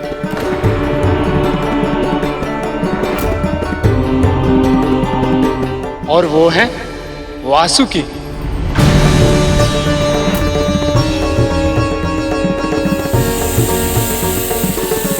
वासुकी मेरा भाई? नारद ने बिल्कुल सही कहा है शेष। इस कार्य के लिए वासुकी से अच्छी डोरी और कोई हो ही नहीं सकती। तुम्हें तो तुम्हारी तपस्या का फल मिल गया, इसलिए आज मैं और तुम एक साथ हैं। पर वासुकी आज भी अपने आराध्य के दर्शन की, उनके सामीप्य की प्रतीक्षा कर रहा है। महादेव ने कहा था शेष, इस मंथन का उद्देश्य समुद्र तल में छुपे रत्न पाना, देवी लक्ष्मी को लौटाना या अमृत पाना ही नहीं, जो भी पूरे मन से इस अनुष्ठान में अपना योगदान देगा, वह चाहे देव हो, मानव हो, दानव हो या कोई और प्रजाति, उसके हृदय की सबसे बड़ी इच्छा अवश्य पूर्ण होगी। तो क्या इस मंथन के माध्यम से महादेव और वासुकी का मिलन संभव है प्रभु? हाँ शेष, ये मिलन अवश्य होगा, पर कब और कैसे ये तो समय ही बताएगा।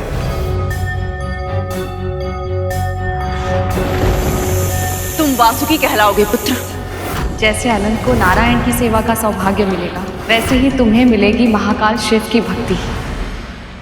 कितना समय बीत चुका है अपने भाई को देखे हुए, मिले हुए, किंतु आज उसका नाम सुनकर ऐसा लगा जैसे कल की ही बात है, जब हम दोनों भाई घर त्याग करके निकले थे ताकि अपने अपने आराध्य की साधना और सेवा कर सके। जो संबंध हृदय से जुड़े होते हैं, उनकी यही विशेषता होती है, वो समय और स्थान की बेड़ियों से मुक्त होते हैं। जब दूर होते हैं तो ऐसा लगता है कि कितना समय बीत गया, सब कुछ बदल गया हो, और जैसे ही निकट आते तो ये आभास होता कि कुछ संबंध कभी नहीं बदलते।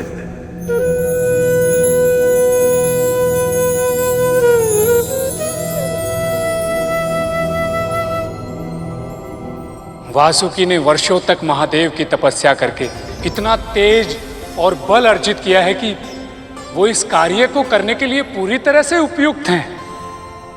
सत्य वचन मुनिवर, सत्य वचन। फिर तो मैं शीघ्र ही जाके उन्हें यहाँ ले आता हूं, ताकि इस शुभ कार्य में और अधिक विलंब ना हो। हमने इस पक्षी के अंदर अहंकार की भावना को जगा दिया है, अभी स्वयं अपना पतन कर लेगा। वैसे भी जब से शेषनाग भैया ने मुझे वासुकी भैया के बारे में बताया है, उनके दर्शन करने के लिए मैं उत्सुक भी हूँ। जब वो यहाँ आए तो दर्शन कर लेना, क्योंकि मैं उसे लेकर आऊंगा यहाँ। तुम क्यों जाओगे देवराज? वासुकी मेरी तरह शिव भक्त है, उससे मिलने मैं ही जाऊंगा। जब तक आप दोनों तर्क वितर्क करके किसी परिणाम तक पहुंचेंगे, तब तक तो मैं उन्हें यहाँ लेकर भी आऊंगा।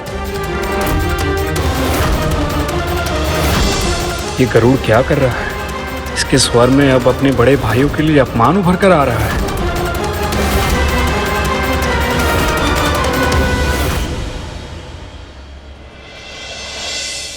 प्रभु, गरुड़ ने मद्रांचल पर्वत क्या उठा लिया? इसका तो स्वर, भाव भंगिमा, हाव भाव सब कुछ ही बदल गया। किसी समस्या के समाधान को ढूंढने के लिए पहल करना अच्छी बात है, परंतु उसका प्रदर्शन करना अनुचित है। सत्य कह रहे हो शेष, पर गरुड़ को तो इस बात का आभास तक नहीं हो रहा कि अब उसके मुख से आत्मविश्वास नहीं, अहंकार बोल रहा है। अब तो बस यही आशा है प्रभु कि कोई शीघ्र इसे इसकी भूल समझा दे। ये कार्य इतना भी आसान नहीं है गरुड़। जो पूरा का पूरा पर्वत उठा सकता है, उसके लिए एक नाग को उठा कर लाना कौन सा कठिन कार्य है मुनिवर? नहीं राम, कहीं ये वासुकी को गिरा ना दे, जैसे इसने अन्य नागों को गिरा दिया था। ऐसा फिर कभी नहीं होगा दीदी माँ। मुनिवर, मेरा विश्वास कीजिए, मैं ये कार्य कर सकता हूं, वो भी किसी और से कहीं अधिक शीघ्र।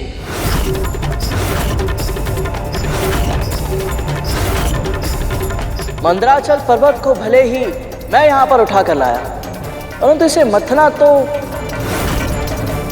देवता और दानव को ही है। गरुड़ तो अहंकार में डूबता ही चला जा रहा है। इसीलिए जब तक मैं डोरी यहां पर लाता हूं, तब तक आप सब मिलकर ये विचार कीजिए कि जिस पर्वत को आप सब मिलकर हिला तक नहीं पाए, उसे मथेंगे कैसे?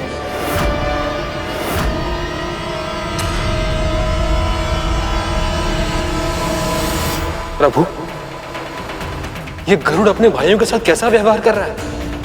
क्या ये अपने मां के दिए हुए संस्कारों को भूल गया है? गरुड़ संस्कार भूल गया है,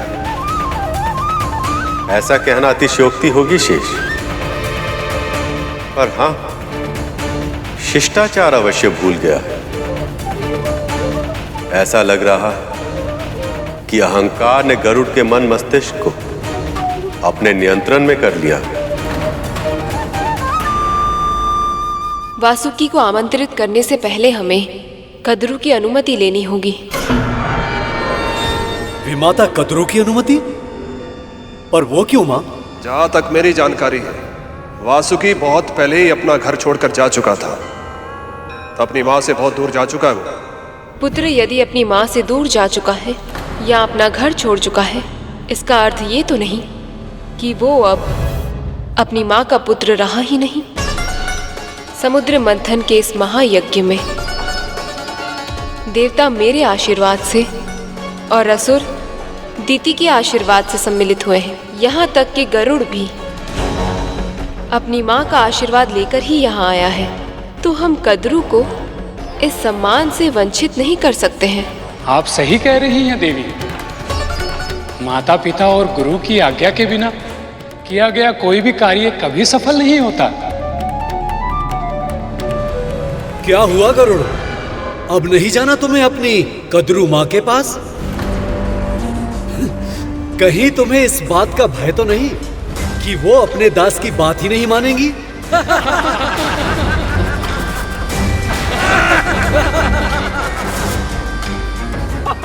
नहीं देवराज, मैं अवश्य जाऊंगा।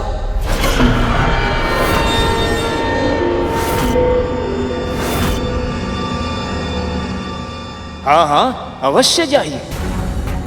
सत्य तो यह है कि ऐसा कोई कार्य ही नहीं जो अवतार पुरुष गरुड़ न कर पाए।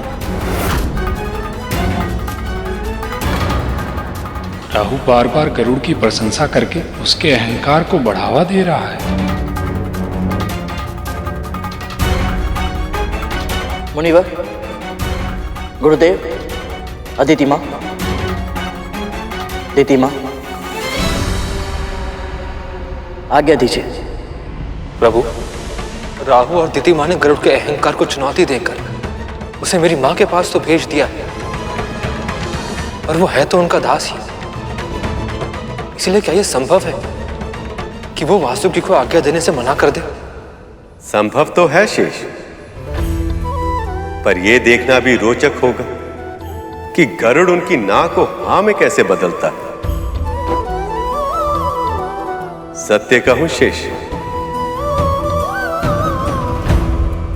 मुझे नहीं लगता कि गरुड़ इस बार अपने लक्ष्य में सफल हो पाएगा।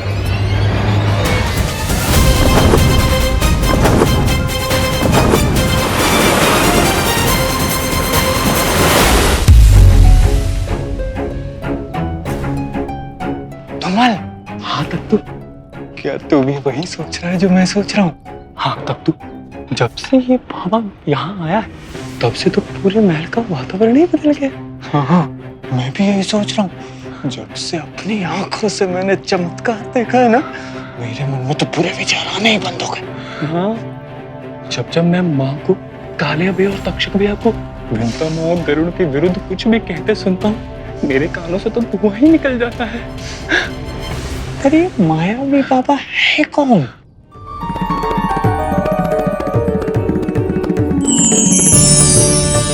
दत्तात्रेय भगवान, दत्तात्रेय भगवान।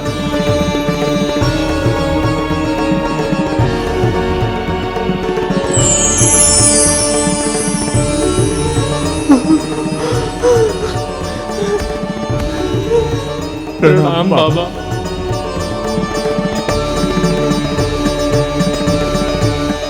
कल्याण।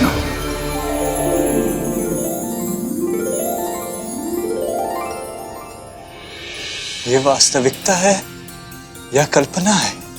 जो तुमने देखा वो तुम्हारी कल्पना हो सकती है, किंतु उससे वास्तविकता तो नहीं बदलती। पर बाबा, आपने हम पापियों को दर्शन। चलो, तुम दोनों ने स्वीकार तो किया कि तुम दोनों पापी हो।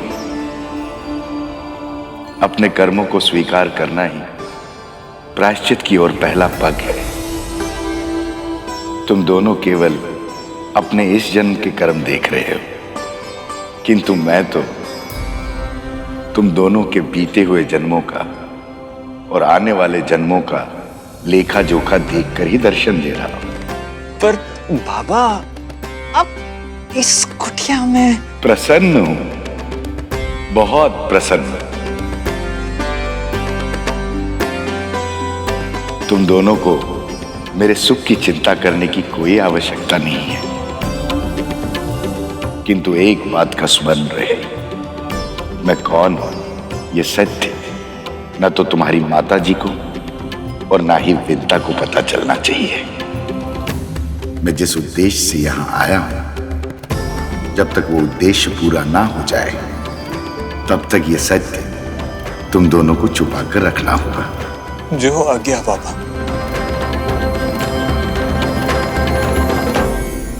कल्याण हो।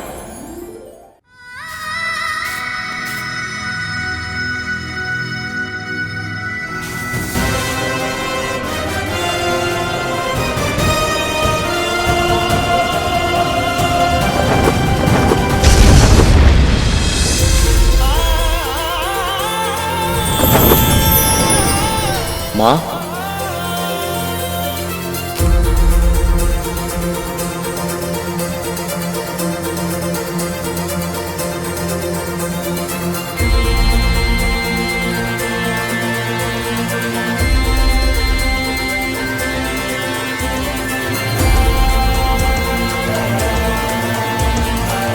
गरुड़,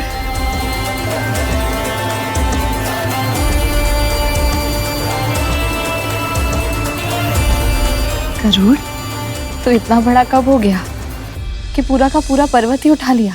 जब तक आपका आशीर्वाद मेरे साथ है माँ, ऐसा कोई कार्य नहीं है जो मैं ना कर पाऊं। मेरा नहीं, प्रभु विष्णु का आशीर्वाद के है। सही कहा माँ। अच्छा माँ, मुझे एक बहुत ही आवश्यक कार्य है।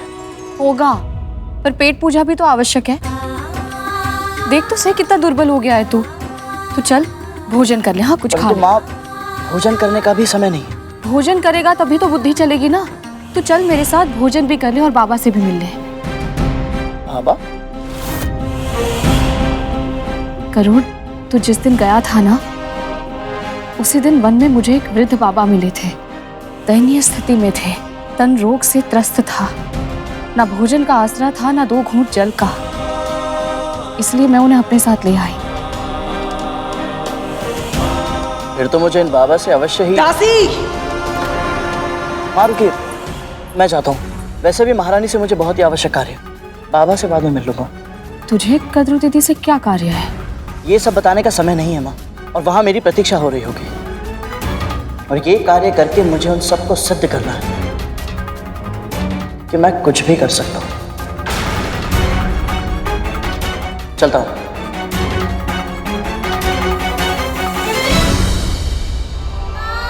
प्रभु के कार्य के लिए उत्सुक भी है और तत्पर भी। किंतु बाबा से एक बार मिल लेता तो उनका आशीर्वाद भी से मिल जाता। ये क्या प्रभु, गरुड़ ने गुरु दत्तात्रेय का आशीर्वाद नहीं लिया? यदि ले लेता तो हो सकता है कि वो एक कठिन कार्य पूरा कर पाता। गुरु दत्तात्रेय के दर्शन मिलना इतना आसान नहीं है शेष। जिसके मन में अहंकार का बीज पनप रहा, उसके पास तो उनकी छाया तक नहीं पहुंच सकती। अहंकार के बीज के कारण यदि वो इतने बड़े सौभाग्य से वंचित रह गया है प्रभु, तो न जाने अब आगे क्या क्या होगा। प्रभु, कोई तो उपाय होगा जिससे जिससे ये अहंकार टूट पाए? अवश्य, पर उस उपाय तक पहुंचने का मार्ग बहुत कठिन है। गरुड़ के साथ ये खेल नियति खेल रही है। केवल वही जानती कि गरुड़ इस कठिन मार्ग पर चल पाएगा या नहीं।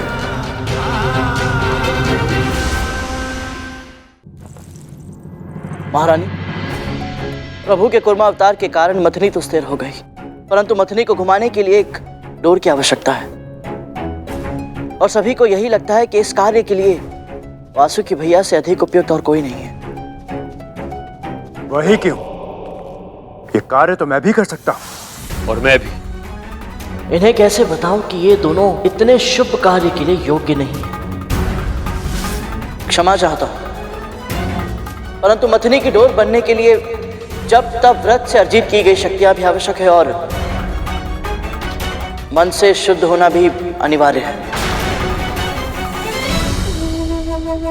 अनुशासन के बंधन के लिए मेरे पुत्री क्यों? ये सारे नियम उस समय कहा थे जब स्वयं नारद मुनि ने तुम्हें मदरांचल पर्वत उठाने की आज्ञा दे दी थी। वो सब तो मैं नहीं जानता महारानी, परंतु इस समय केवल इतना ही जानता हूँ कि प्रभु विष्णु और माता लक्ष्मी के मिलन के लिए समुद्र मंथन बहुत ही आवश्यक है। और यह तभी आरंभ हो सकता है यदि आपने वासुकी भैया को मथनी की डोर बनने के लिए आज्ञा दे दी तो। यदि इस मंथन का फल केवल प्रभु और देवी लक्ष्मी का मिलन होता तो ये कार्य करने के लिए देवता उत्साहित रहते, किंतु असुर कभी नहीं।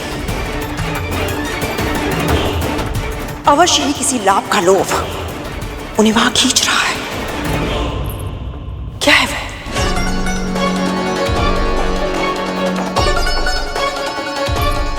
अब तो मां की तरह पुत्र भी सत्य छुपाने लग गया। मां ने कौन सा सत्य छुपाया महारानी? इतना अनभिज्ञ होने का स्वांग मत रच मेरे सामने। यहां आने से पहले तू अपनी मां से नहीं मिला? तूने स्वयं नहीं देखा कि वो किसी मार्ग के बूढ़े भिखारी को उठाकर मेरे महल में ले आई है? और आप अतिथि देवो भाव बोलकर उसे कुटिया से निकालने को तैयार नहीं है वो? मार्ग का भिखारी? परंतु मां ने तो। बातों में मत भटका, या तो साफ साफ बता दे कि मंथन का सत्य क्या है, या फिर अमृत भी प्राप्त होगा इस मंथन से।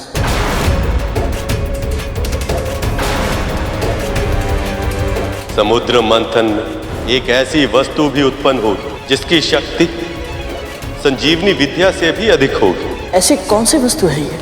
अमृत।